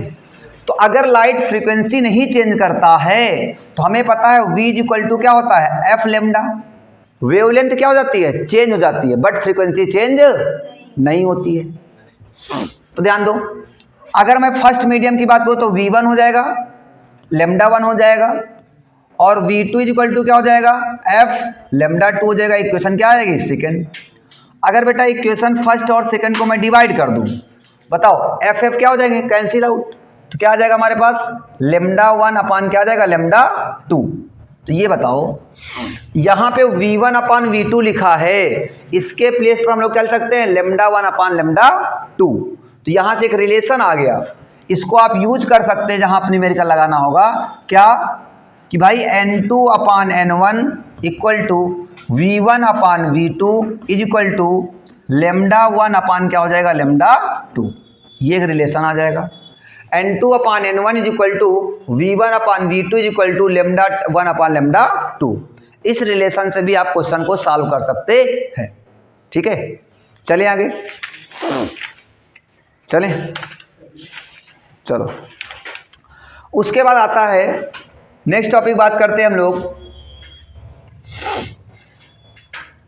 हाँ चलिए, तो ये बात समझ में आ गई, रिफ्रैक्टिव इंडेक्स। ठीक है, हाँ ठीक क्वेश्चन में। हाँ एक चीज समझिएगा और थोड़ा सा यहां पर एक चीज समझना है कि अगर मान लो हमारे पास ऐसा कुछ दिया गया है, रिलेटिव रिफ्रैक्टिव इंडेक्स क्या होता है, relative refractive index.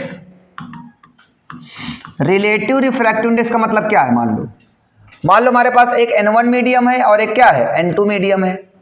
Refractive index एक का N1 है और एक क्या है N2। तो अगर हम कह दें N12 का मतलब क्या हुआ, refractive index of the first medium with respect to second medium. तो इसका मतलब ये होता है रिस्पेक्ट में किसी refractive index of the first medium with respect to second medium. तो N12 जो होगा वो क्या होता है, रेसिप्रोकल होता है refractive index of the second medium with respect to first medium. आई बात समझ में। तो ये क्या होता है N12, मान लो आपको दे रखा है refractive index of glass with refractive index of air with respect to glass, मान लो दे रखा है। तो इसको आप अगर पूछा जाए कि refractive index of glass with respect to air, तो उसको क्या कर दो, रेसिप्रोकल कर दो। तो refractive index of the glass with respect to air, ये एक दूसरे क्या हो जाते हैं, रेसिप्रोकल हो जाते हैं। ठीक है, चलो क्लियर इतनी बातें। चलो देखो आगे, नेक्स्ट देखते बेटा हम लोग। नेक्स्ट टॉपिक हमारा क्या है, एक क्वेश्चन लिखा हुआ है आपके सामने, जरा ध्यान दीजिएगा। लिखा हुआ है रिफ्रैक्टिव इंडेक्स, क्वेश्चन ये लिखा हुआ है, क्या कह रहा क्वेश्चन, जरा ट्राई करेंगे सभी लोग। Refractive index of the water with respect to air, refractive index of the water with respect to air दिया गया है आपको, कितना दिया गया है 4/3। एंड द ग्लास, मतलब refractive index of the water with respect to air इतना है, और ग्लास के साथ कितना है इसका 1.5 है। क्या कह रहा है फिर समझो, रिफ्रैक्टिव इंडेक्स ऑफ वाटर दिया गया और refractive index of the glass दिया गया है। चलो एक बार ट्राई करो, करो ट्राई, लगाओगे, लगाओ लगाओ,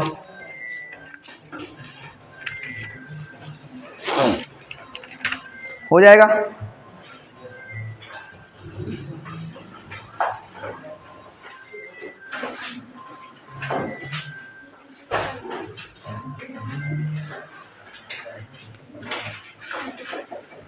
बताया जाए, कर रहे हैं। देखो refractive index of the water दे रखा है और refractive index of the water और refractive index of the glass दे रखा है। चलो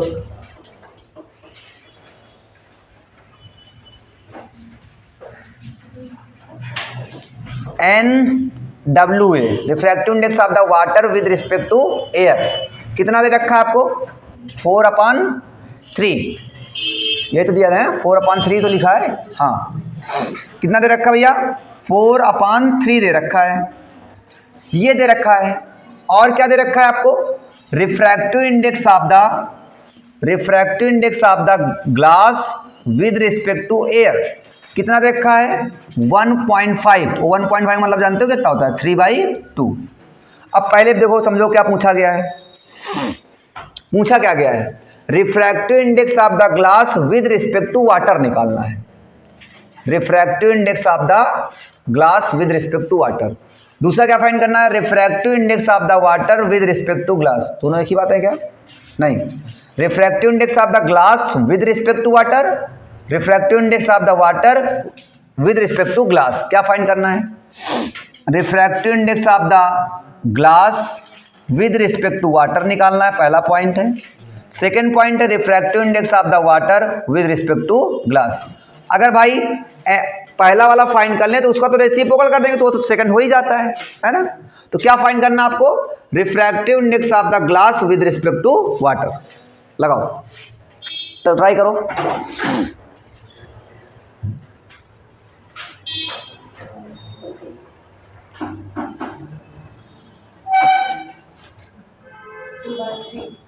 टू बाई थ्री ठीक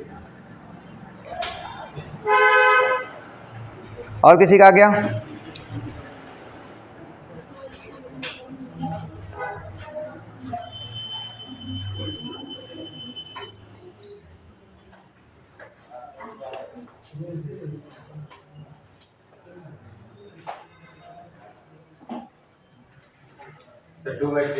सबका आ गया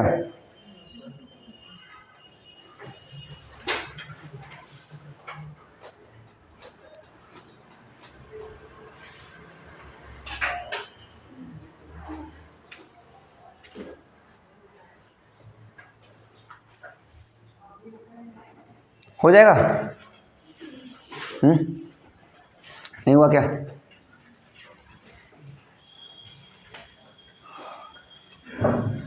चलो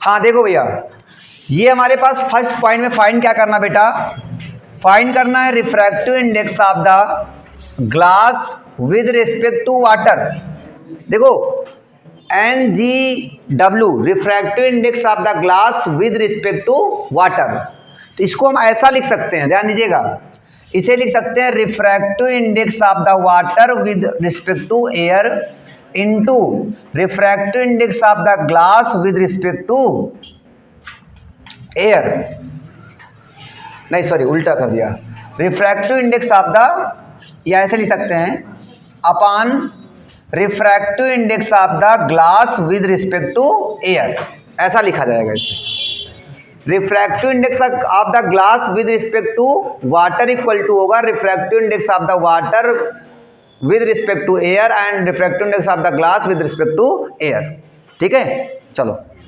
ध्यान दीजिएगा तो NGW इक्वल टू NWA की वैल्यू बताओ कितनी है 4/3 अपान बेटा कितनी है 3/2 तो 3/2 तो 2 कहाँ जाएगा ऊपर तो कितना हो जाएगा 4 × 2/3 × 3 कितना हो जाएगा 8/9 तो ये आ गया NGW इक्वल टू आ गया आपके पास 8/9 साइलेंट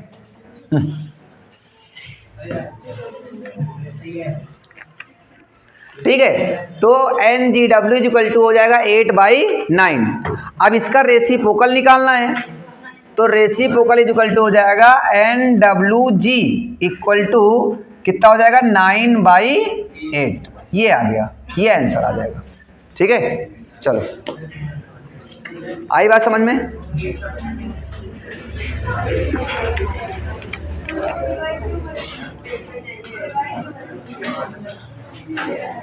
ये इसका फार्मूला या इसका रूल कहता है ना रेसिप्रोकल का ठीक है ध्यान दीजिएगा अब आगे हम बात करते हैं तो नेक्स्ट क्वेश्चन हमारे नेक्स्ट क्वेश्चन लिखा हुआ है, नेक्स्ट क्वेश्चन कह रहा है, ट्राई करेंगे सभी लोग क्या, ध्यान दीजिएगा। नेक्स्ट क्वेश्चन आपके पास बेटा ऐसा कुछ लिखा हुआ है, करा the wavelength of the monochromatic light in the liquid of the wavelength, नहीं रिफ्रैक्टिव इंडेक्स दे रखा है, एन की वैल्यू दे रखा है कितनी 1.4 इज 4 mm, ये क्या दे रखा है आपको, वेवलेंथ दे रखा है।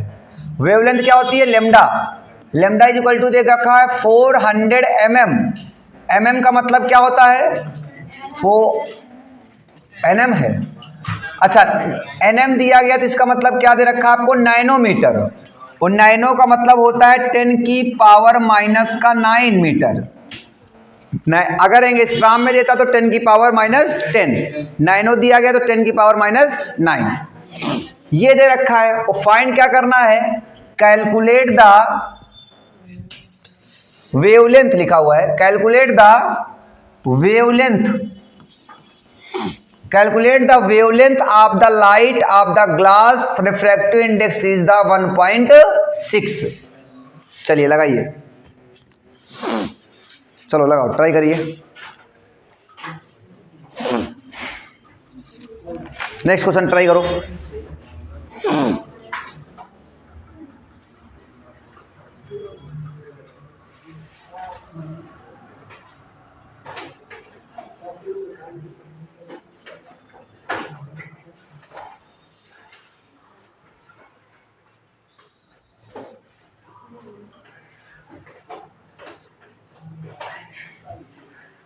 चलें,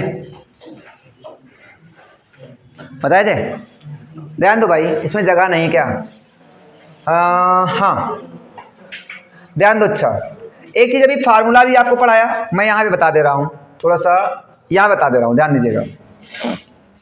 एक फार्मूला भी आपको बताया था, मैंने बताया था N1/N2 या N2/N1 equal to V1/V2 is equal to lambda 1/λ2, ये बताया था कि नहीं बताया था, हाँ। तो देखो ये हमारे पास क्या है, N1 दे रखा है, N2 इज इक्वल टू कितना दे रखा है 1.6, और ये हमने क्या लेट कर लिया, लेमडा 1 लेट कर लिया, तो अब क्या फाइंड करवा रहा है, लेमडा 2 फाइंड करवा रहा है आपसे, लेमडा 2 फाइंड करवा रहा है, तो क्या होगा फार्मूला, हो जाएगा formula N2/N1 equal to lambda 1/λ2। यहां से देखो दोनों इक्वल है ना भाई, ये यहां से उठा लिया, तो यहां पर रखो भैया, N2 की वैल्यू कितनी दे रखा है आपको 1.6/N1 की वैल्यू कितनी दे रखा है आपको 1.4 इक्वल टू लेमडा 1 कितना दे रखा है 400 इंटू 10 की पावर माइनस का 9।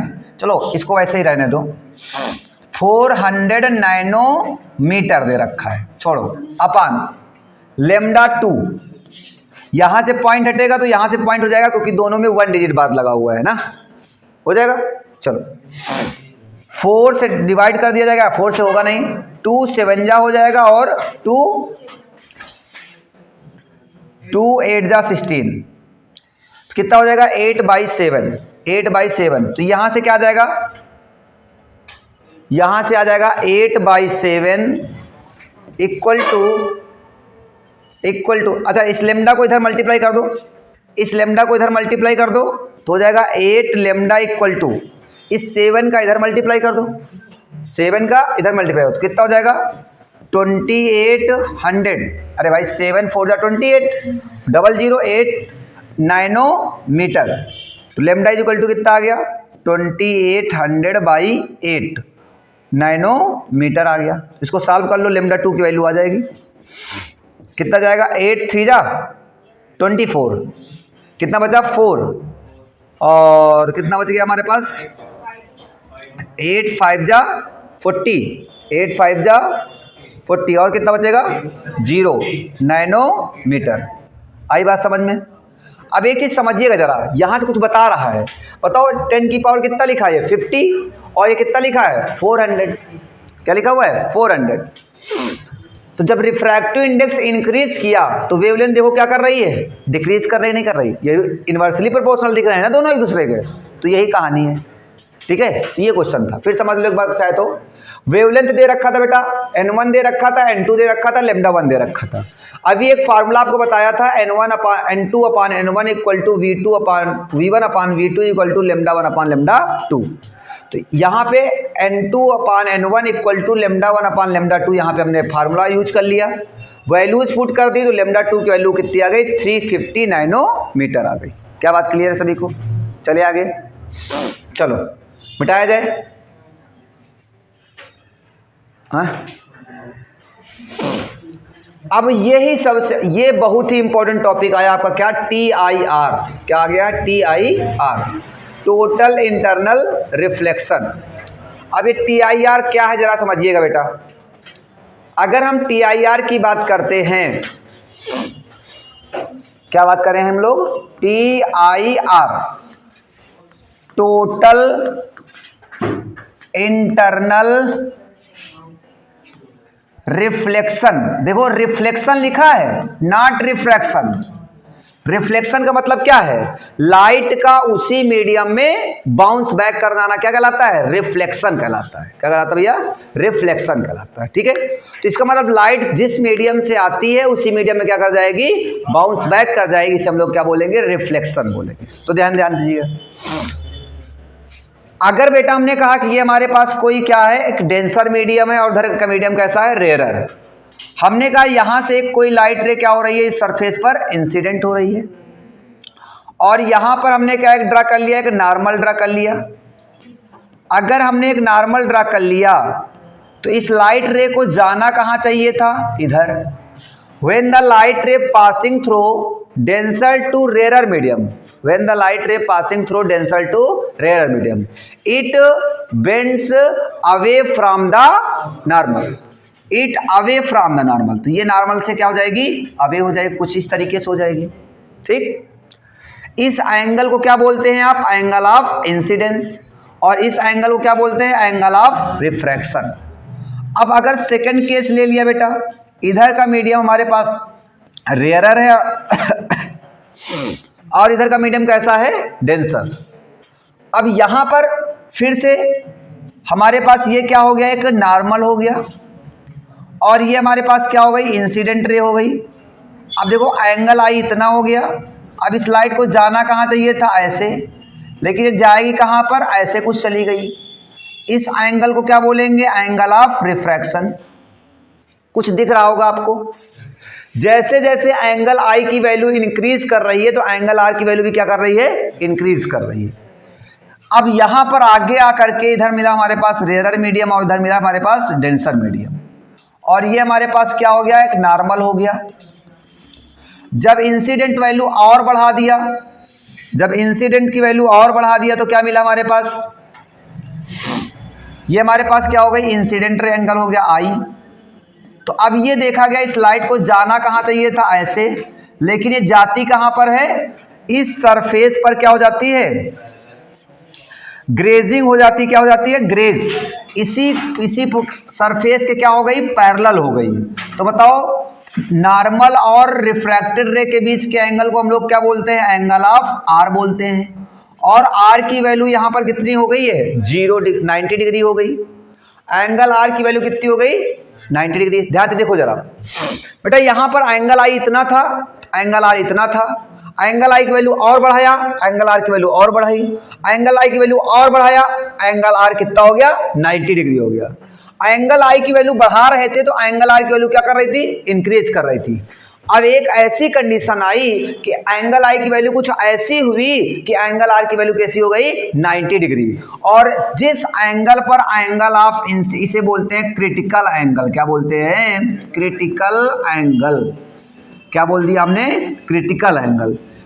द एंगल ऑफ इंसिडेंस, ध्यान से देखिएगा, क्या है critical angle, the angle of incidence for which angle of refraction is 90 degree, angle of refraction is 90 degree is called angle of incidence, sorry angle of critical angle बोलते हैं। क्या बोलते हैं, क्रिटिकल एंगल। फिर समझ लो, कहने का मतलब क्या है कि एंगल ऑफ आई की वैल्यू इतनी हो जाए कि एंगल आर कितना हो जाए 90 डिग्री हो जाए। उस एंगल ऑफ जब एंगल आर 90 डिग्री हो जाएगा तो उस एंगल ऑफ इंसिडेंस को हम लोग क्या बोलते हैं, क्रिटिकल एंगल बोलते हैं। बात समझ में आ गई? ठीक है, चलो अच्छा अब मान लो और आगे चलें, अब एंगल आई की वैल्यू और बढ़ाओगे आप, ये नॉर्मल हो गया आपका, ये क्या हो गया नॉर्मल। एंगल आई की वैल्यू और बढ़ा दिया बेटा हमने, तो एंगल आई की वैल्यू जब और बढ़ा दिया, ये डेंसर मीडियम है और इधर कैसा मीडियम है, रेयर है। जब एंगल आई की वैल्यू और बढ़ाया तो इसको जाना इसे चाहिए था, लेकिन ये क्या करेगी, इसी मीडियम में क्या कर जाती है, बाउंस बैक कर। देखो भाई अब यहां तक पहुंची, अब इधर ही तो मुड़ रही है, देखो यहां पे ध्यान दो, यहां थी ऐसे आई, थोड़ा सा नीचे उड़ी और झुकी, अब कहां करी, क्लॉकवाइज ही तो चल रही है हमारे पास। कैसे चल रही है, क्लॉकवाइज चले तो अब नीचे ही तो आएगी, अब नीचे उसी मीडियम में फिर से बाउंस बैक कर गई, तो इसे हम लोग बोलते हैं T I R. Angle I is greater than angle C, तो इसे बोलते हैं T I R, total internal reflection. देखो डेंसर से गई वो कहाँ आ गई है, डेंसर में फिर से आ गई, तो इसे क्या बोलते हैं, रिफ्लेक्शन बोलते हैं। क्या बोलते हैं, रिफ्लेक्शन। जिस मीडियम से लाइट आए उसी मीडियम में अगर लाइट फिर से चली जाए तो उसे हम लोग क्या बोलते हैं, रिफ्लेक्शन ऑफ लाइट बोलते हैं। आई बात समझ में, क्लियर हो गया? तो भाई क्रिटिकल एंगल बात समझ में आई। क्रिटिकल एंगल क्या होता है, the angle of incidence for which the angle of incidence for which angle of refraction is 90 degree, it is known as the critical angle। ठीक है, अब TIR क्या होती है, TIR क्या होता है, if the angle of incidence is greater than critical angle, angle of incidence is greater than the critical angle, the total light come back in the same medium and this phenomena is known as the TIR, total internal reflection। ठीक है, चलो ध्यान दो। अब यहां पे एक चीज हम बात करेंगे बेटा, कैलकुलेशन की बात करते हैं। किसकी बात करते हैं, कैलकुलेशन।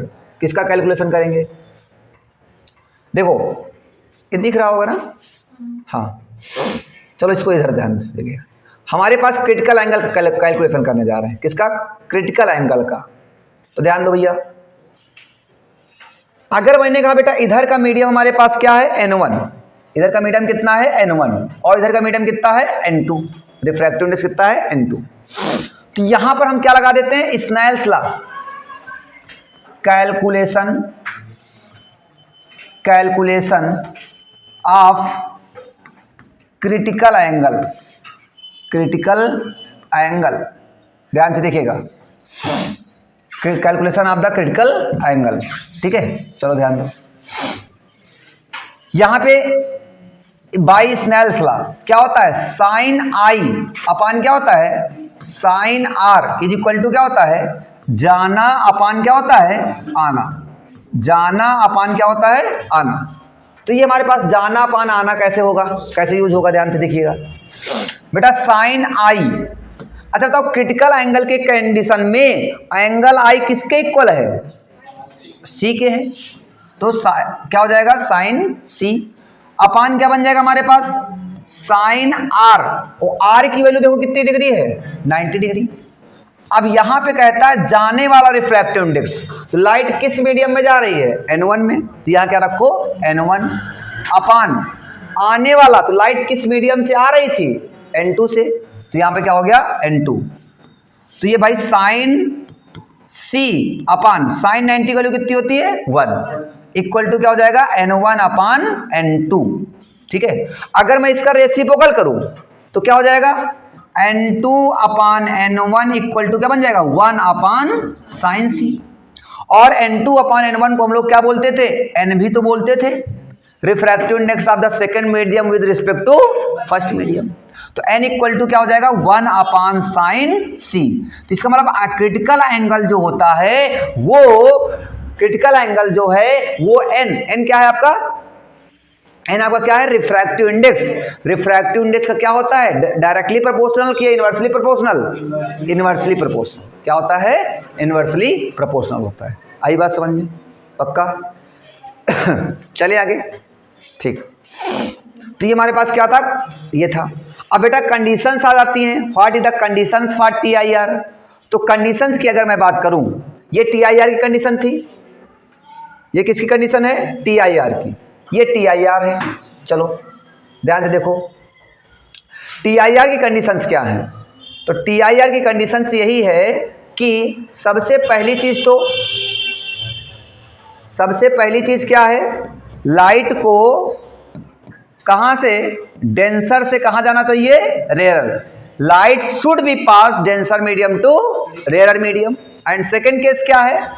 सेकेंड देखो, angle of incidence should be greater than the critical angle.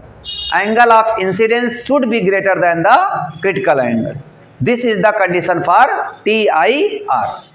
चलें आगे। ठीक,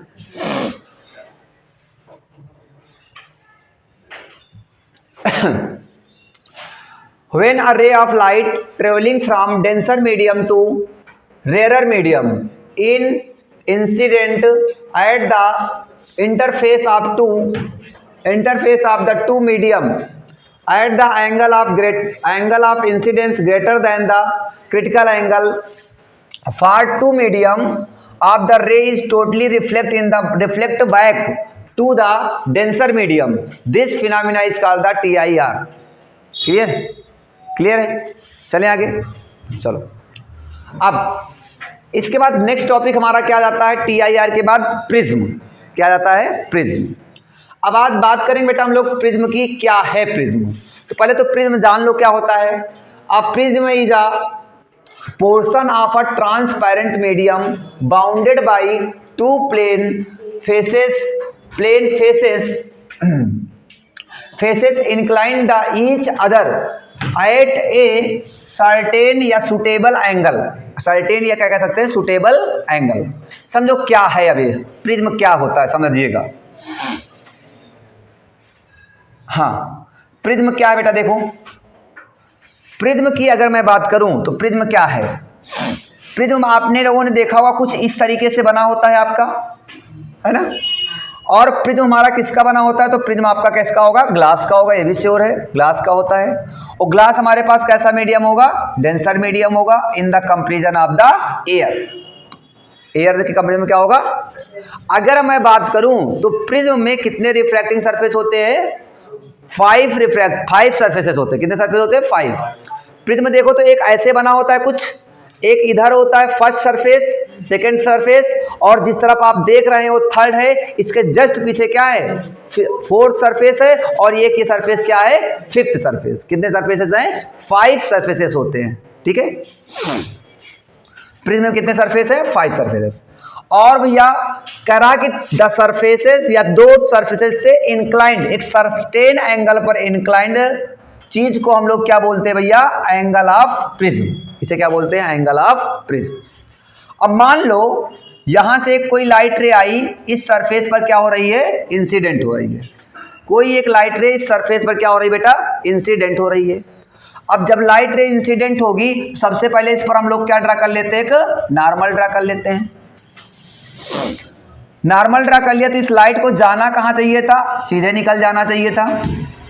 लेकिन ये लाइट होती क्या है? बाहर कैसा मीडियम है? एयर। अंदर कैसा है? ग्लास। इसका मतलब बाहर रेयरर है, अंदर कैसा है? डेंसर। जब लाइट रेयरर मीडियम से डेंसर मीडियम में जाती है तो क्या हो जाती है? Towards the normal. तो ये जाना इधर चाहिए था तो नॉर्मल की तरफ क्या कर जाएगी? बेंड कर जाएगी। और ये फिर से इधर डेंसर से कहाँ निकलेगी? रेयरर में। तो क्या हो जाएगी? Away from the normal. ठीक है। और इस लाइट को इधर जा इधर रही है, जाना इधर चाहिए था, तो इसे बोलते हैं एंगल ऑफ डेविएशन। क्या बोलते हैं? Angle of deviation. ठीक है। चलो आइए अब हम लोग बात करेंगे रिफ्रैक्शन होता है प्रिज्म से। क्या होता है? रिफ्रैक्शन। और रिफ्रैक्शन किस तरीके से होता है इसके बारे में आइए बात करते हैं। चलो ध्यान दो। Refraction through the prism. Refraction through the prism. Refraction by prism. ध्यान दो बेटा, रिफ्रैक्शन बाय द प्रिज्म क्या है, कैसे है, ध्यान दो। हमारे पास मान लो ये क्या, हमारे पास एक प्रिज्म है। प्रिज्म सभी लोगों ने देखा ही है। हाँ, ये क्या है? एक प्रिज्म है। हमने कहा एक कोई लाइट रे बेटा क्या हो रही है? इस सरफेस पर इंसिडेंट हो रही है। तो इसे हम लोग क्या बोलेंगे, इंसिडेंट रे बोलेंगे। और यहाँ पर हमने क्या ड्रा कर दिया, एक नॉर्मल ड्रा कर दिया। ये आपके पास क्या हो गया, एक नॉर्मल ड्रा हो गया। आपको एक चीज पता है, normal is always perpendicular to the surface. और इस लाइट को जाना कहाँ चाहिए था, एक्चुअली इधर की ओर जाना चाहिए था। लेकिन बेटा ये लाइट रे क्या होगी, अब क्या होगी, टूवर्ड्स द नॉर्मल हो जाती है, टूवर्ड्स द नॉर्मल हो जाती है। जब ये लाइट रे टूवर्ड्स द नॉर्मल होगी तो अब ये क्या होगी, आगे अंदर कैसा मीडियम है, डेंसर, और बाहर कैसा मीडियम है, रेयरर, और इधर भी कैसा मीडियम है, रेयरर। तो अब लाइट डेंसर से कहाँ आना चाहेगी, रेयरर में। अभी तक इस सरफेस के लिए कहाँ, रेयरर से डेंसर में जा रही थी, अब डेंसर से कहाँ आएगी, रेयरर में। जब लाइट रे डेंसर मीडियम से रेयरर मीडियम में आएगी तो यहाँ पर सबसे पहले हम क्या ड्रा कर लेते हैं, एक नॉर्मल ड्रा कर लेते हैं। अब जब नॉर्मल ड्रा कर लिया तो यहाँ पर अब लाइट क्या होगी, जाना कहाँ चाहिए था इसको, ऐसे, लेकिन ये जाएगी कहाँ से, अवे फ्रॉम द नॉर्मल। इस लाइट को हम लोग क्या बोलते हैं भैया, इंसिडेंट रे है, इंसिडेंट रे हो गई। और ये हमारे पास कैसी रे हो गई, इमर्जेंट रे हो गई। ये कैसी रे हो गई भैया हमारे पास, इमर्जेंट रे, या इसे हम रिफ्रैक्टर रे भी बोल सकते हैं, ठीक है। अच्छा, अब इसको थोड़ा सा एंगल को हम मान लेते हैं, एंगल लेट कर लेते हैं। हमने कहा ये नॉर्मल है और ये इंसिडेंट रे है, इंसिडेंट रे और नॉर्मल के बीच के एंगल को हमने क्या बोला, I1। और इस एंगल को हमने क्या बोल दिया, R1, इसको क्या बोल दिया बेटा, R2, और इसको क्या बोल दिया, एंगल ऑफ इमरजेंस। E बोलो तो चाहे क्या बोलो, I2 बोल दो, लेट कर लिया, ठीक है। E भी बोल सकते हो और I2 भी हमने बोल दिया, चलो ठीक है। और इसको क्या बोलते हैं बेटा, एंगल ऑफ प्रिज्म। क्या बोलते हैं, एंगल ऑफ प्रिज्म। अब ये एंगल ऑफ प्रिज्म हो गया आपके पास, क्या है, A। क्लियर है इतनी बातें, ठीक। अब थोड़ा समझिएगा जरा, ये क्या है आपका, सरफेस है, ये क्या है आपका, सरफेस। और सरफेस पर ये भी क्या है आपका, नॉर्मल है, और ये क्या आपका, सरफेस है। तो ध्यान दो बेटा, ये आपकी इंसिडेंट रे है, और अगर देखें तो जो डॉट डॉट डॉट बनाया गया है तो ये भी क्या है आपकी, इंसिडेंट रे ही है, लेकिन ये कैसी है, वर्चुअल है। तो अगर मैं बात करूं इसके और इसके, इसके और इसके बीच का एंगल, टोटली एंगल कितना होगा, ये टोटल एंगल कितना होगा, I1 कितना होगा, नहीं समझ पा रहे हो, समझो भाई, यही समझना है इसमें। थोड़ा सा इधर मैं समझाने की कोशिश करूंगा, इधर समझाता हूँ, ध्यान दीजिएगा। इस सरफेस को देखिएगा, ये आपका सरफेस हो गया, ये आपकी रे हो गई एक, इस रे को जाना इधर चाहिए था, यही वाली रे है आपकी। और ये आपका नॉर्मल हो गया, ये क्या हो गया आपका, नॉर्मल। और एक रे ये हो गई आपकी, ठीक है। और हाँ ठीक है, ध्यान दीजिएगा, ये कुछ ऐसे बना हुआ है, ये आपका क्या है, सरफेस है। एंगल को पकड़िएगा, इस एंगल को क्या बोलोगे बेटा आप, I। क्या बोलोगे, I। अगर इतना एंगल I1 है तो इतना एंगल भी कितना होगा, I1 होगा। क्यों, अल्टरनेट अपोजिट एंगल है, अपोजिट एंगल है, ये इसके क्या होगा भैया, इक्वल, पक्का। क्यों, क्योंकि भाई देखो ये क्या है, नॉर्मल, और ये क्या है, वेव, इंसिडेंट वाली। भले ये इमेजिनरी है लेकिन है तो वेव ना। तो ये इंसिडेंट रे और वेव के बीच का एंगल को हम लोग क्या बोलेंगे, I1। इतना ये एंगल कितना बेटा हमारे पास, R1 है। इतना एंगल कितना है, तो बताओ इतना कितना बचेगा, I1 माइनस का, तो क्या बचेगा हमारे पास, I1 माइनस का R1। ये बात समझ में आई नहीं आई, पक्का। तो ये वाला जो एंगल आएगा बेटा, ये वाला जो एंगल आया हमारे पास इतना,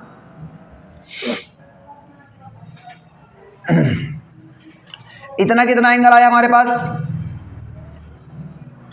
ऐसे समझ लो भाई। अच्छा छोड़ो, ध्यान दीजिएगा, ये रे है, ये कितना आएगा, I1 माइनस का R1 आ गया, ठीक है। चलो अच्छा सुनो, एक मिनट,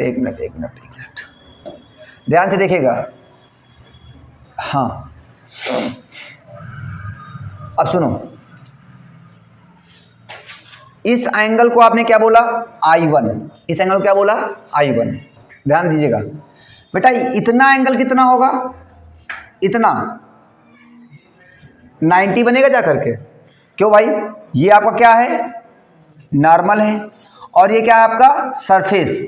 नॉर्मल और सरफेस के बीच के एंगल को क्या बोलते हैं, बोलते हैं नहीं बोलते हैं। इसमें से इतना एंगल कितना है, R1 है। कितना एंगल है, R1। तो इतना एंगल कितना बनेगा जाकर के बेटा, ये इसके बीच का एंगल। हाँ, फिर समझो भैया, इतना टोटल ये सरफेस है, इतना इतना एंगल कितना है, 90। एक मिनट सुन लो पहले, हाँ समझो, फिर समझो।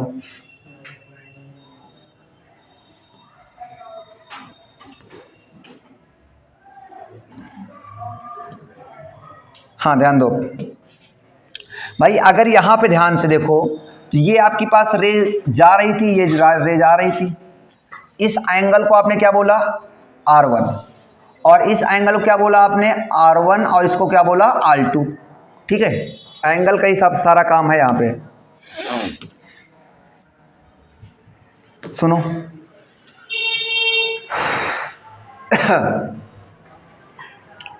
ध्यान दो भैया, इधर से चाहे समझ लो पहले, चाहे इधर समझ लो चाहे इधर। इतना कितना एंगल हमारे पास बेटा है, R2। कितना है, R2। तो इतना एंगल कितना है, R2 है। तो इतना टोटल एंगल कितना होगा, अरे भाई ये टोटल है, देखो इतना कितना है, I2, तो इतना भी कितना होगा, इतना भी कितना होगा, अरे यार इतना I2 तो इतना भी कितना होगा, I2 होगा नहीं होगा। तो इतना में से इतना कितना है, R2, तो इतना वाला कितना एंगल बनेगा, I2 माइनस का ये इतना एंगल कितना बनेगा, I2 माइनस का R2। आई बात समझ में, इतना एंगल कितना है, I1, तो इतना एंगल कितना बनेगा, I1। तो भाई इतना एंगल R1 है, तो इतना कितना बचेगा, I1 माइनस R1। इतना एंगल कितना बचेगा, अरे यार इतना कितना बचेगा, I1 माइनस का R1। क्या बात समझ में आई है, बहुत घिचपिच हो गया क्या, समझो भैया।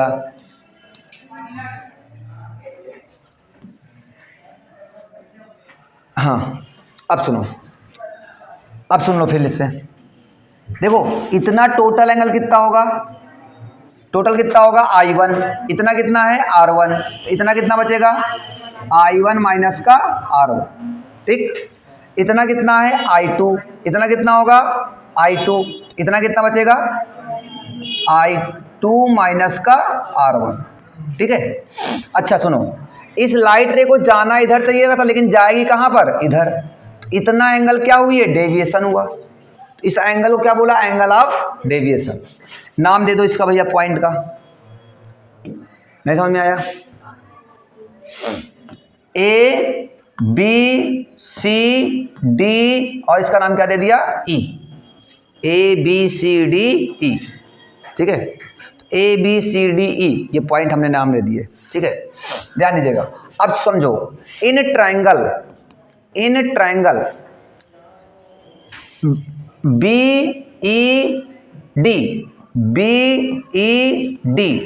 इन ट्रायंगल BED जरा ध्यान दो बेटा। BED देखो, ये ट्रायंगल कुछ ऐसे बना हुआ हमारे पास, ये कितना है, I1 माइनस R1, ये कितना है, I2 माइनस R2, और ये कितना है हमारे पास, ये एंगल कितना है, ये एंगल कितना है, डेल। कितना है, डेल, डेविएशन है ना। तो बताओ ये दोनों कैसे एंगल हैं, इंटीरियर, और एक ऐसा एंगल है एक्सटीरियर।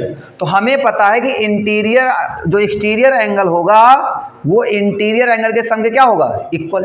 तो क्या हम कह सकते हैं, I1 माइनस R1 और प्लस I2 माइनस R2 कह सकते हैं, नहीं कह सकते? तो बेटा क्या हो जाएगा, डेल इज इक्वल टू, इसको साथ साथ ले लो तो I1 प्लस क्या हो जाएगा I2 और माइनस का R1 और माइनस का R2, तो माइनस का मान क्या हो जाएगा R1 प्लस क्या हो जाएगा R2। इसे इक्वेशन कैलकुलेट कर लिया हमने फर्स्ट। अब सुनो आगे, अगर मैं बात करूं इन ट्रायंगल, इसका नाम दे दो ABCD,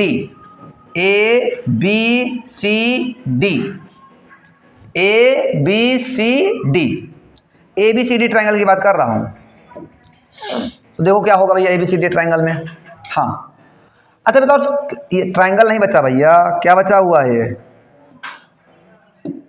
पैरेललोग्राम बन गया ना ये ठीक है। तो इसका मतलब क्या है, angle of A plus angle of B plus angle of C plus angle of D is equal to कितना होना चाहिए 360। पैरेललोग्राम को क्या कहता है, सभी का सम कितना होना चाहिए 360।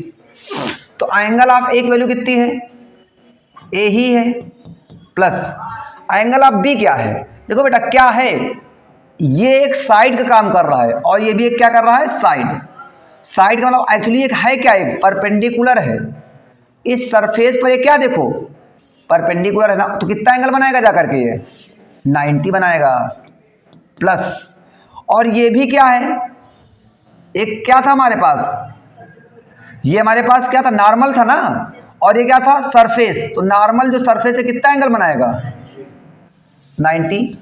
इस D की वैल्यू भी कितनी आ गई 90 इक्वल टू क्या आ गया 360। बात आती है ये वाला एंगल आपको नहीं पता है, नहीं पता है ना।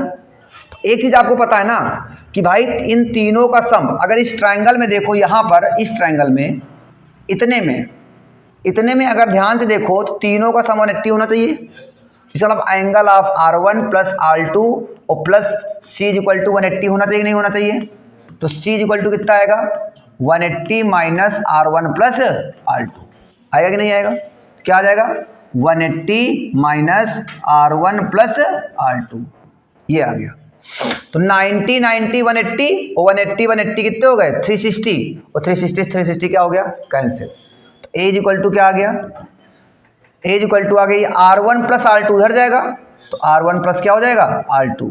इसे इक्वेशन क्या लेट कर लिया बेटा हमने सेकंड, ये इक्वेशन फर्स्ट हो गया और एक इक्वेशन क्या हो गई सेकंड, ठीक है। चलो एक तो फार्मूला आपका ये इंपॉर्टेंट है ये वाला, और ये भी इंपॉर्टेंट ही है, समझो। अब समझो बेटा, हमने कहा angle I and angle R are very small angle, क्या है small angle. Angle I1 and R1 are very small angle. अगर स्मॉल एंगल है तो हमने क्या अज्यूम कर लिया I1 equal to I2 is equal to I let कर लिया वो comma, R1 equal to R2 is equal to क्या लेट कर लिया R। जहां पे I1 है वहां पे क्या लेट कर लिया I, I2 के प्लेस पर भी I, R1 के प्लेस पर R, R2 के प्लेस पर भी R, ठीक है। चलो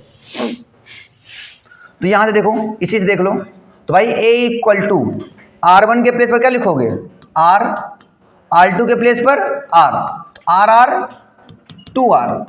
तो यहां से बेटा R इज इक्वल टू कितना हो जाएगा A/2, क्लियर है। इसे इक्वेशन ले लो, हमारे पास क्या ले लो थर्ड ले लो। चलो अब अगर इससे देखें इक्वेशन फर्स्ट से क्या हो जाएगा I इक्वल टू नहीं डेल इक्वल टू लिखा है, डेल इक्वल टू I1 के प्लेस पर क्या रखोगे, I1 के प्लेस पर क्या रखोगे I, I2 के प्लेस पर I, तो I1 के प्लेस पर भी I और I2 के प्लेस पर भी I और माइनस R1 के प्लेस पर R, R2 के प्लेस पर R। तो del is equal to I कितना हो जाएगा 2I और माइनस R 2R। तो डेल इज इक्वल टू क्या आएगा 2I माइनस, अच्छा 2R के प्लेस पर क्या लिख सकते हैं A, ये A आ गया, ये माइनस का इधर किस में आ जाएगा प्लस का आ जाएगा, ये प्लस का ले आया इधर। चलो अच्छा कितना हो गया हमारे पास इधर का आ गया, तो क्या आ गया 2I equal to del plus क्या आ गया है A। इसे इक्वेशन कैलकुलेट कर लिया हमने फोर्थ, इक्वेशन कैलकुलेट कर लिया फोर्थ, ये फर्स्ट सेकेंड थर्ड और क्या आ गए फोर्थ। ठीक है, चलो अब आगे चलें, ध्यान दो क्या है, इसको अभी ध्यान दो भैया, आगे बहु अभी आगे है काम। अब सुनो इसका, अब आगे चलते हैं तो हमारे पास यहीं पर देख लो। अच्छा, इसको थोड़ा सा और बढ़ाएं तो i इज इक्वल टू हमारे पास क्या आ जाएगा, डेल प्लस ए बाई क्या बन जाएगा 2, ये i इक्वल टू आ गया। ठीक है, अब लगाते हैं यहाँ पर स्नेल्स लॉ, तो बाई स्नेल्स लॉ, तो स्नेल्स लॉ क्या कहता है, sine I upon sine R is equal to, अब अंदर वाले का मीडियम हमने क्या कहा n2 है और इधर का मीडियम कैसा है n1, तो क्या हो जाएगा जाना अपान क्या हो जाएगा आना, जाना अपान आना, या इसे आप n बोल दो, क्या बोल दो n बोल दो या n2 बोल दो, कोई दिक्कत नहीं। तो बताओ, तो यहां से देखो तो n इक्वल टू क्या आ जाएगा साइन आई, तो i की वैल्यू बताओ कितनी बेटा हमारे पास है, देखो i की वैल्यू कितनी है, डेल प्लस ए बाई क्या है 2 अपान साइन आर, आर की वैल्यू क्या है a बाई 2, तो साइन a बाई 2, तो ये हमारे पास एक फार्मूला आ गया n is equal to sine del plus A upon 2 upon sine a by 2, ये फार्मूला हमारे पास क्या है, सॉल्व करते हैं इससे। ठीक है, चलो बात समझ में आई है, क्लियर है, चले आगे। हाँ, क्या फार्मूला आ गया हमारे पास, देखो फार्मूला आ गया n equal to sine del plus A upon 2 upon sine a by 2। ठीक है, ये फार्मूला आ गया।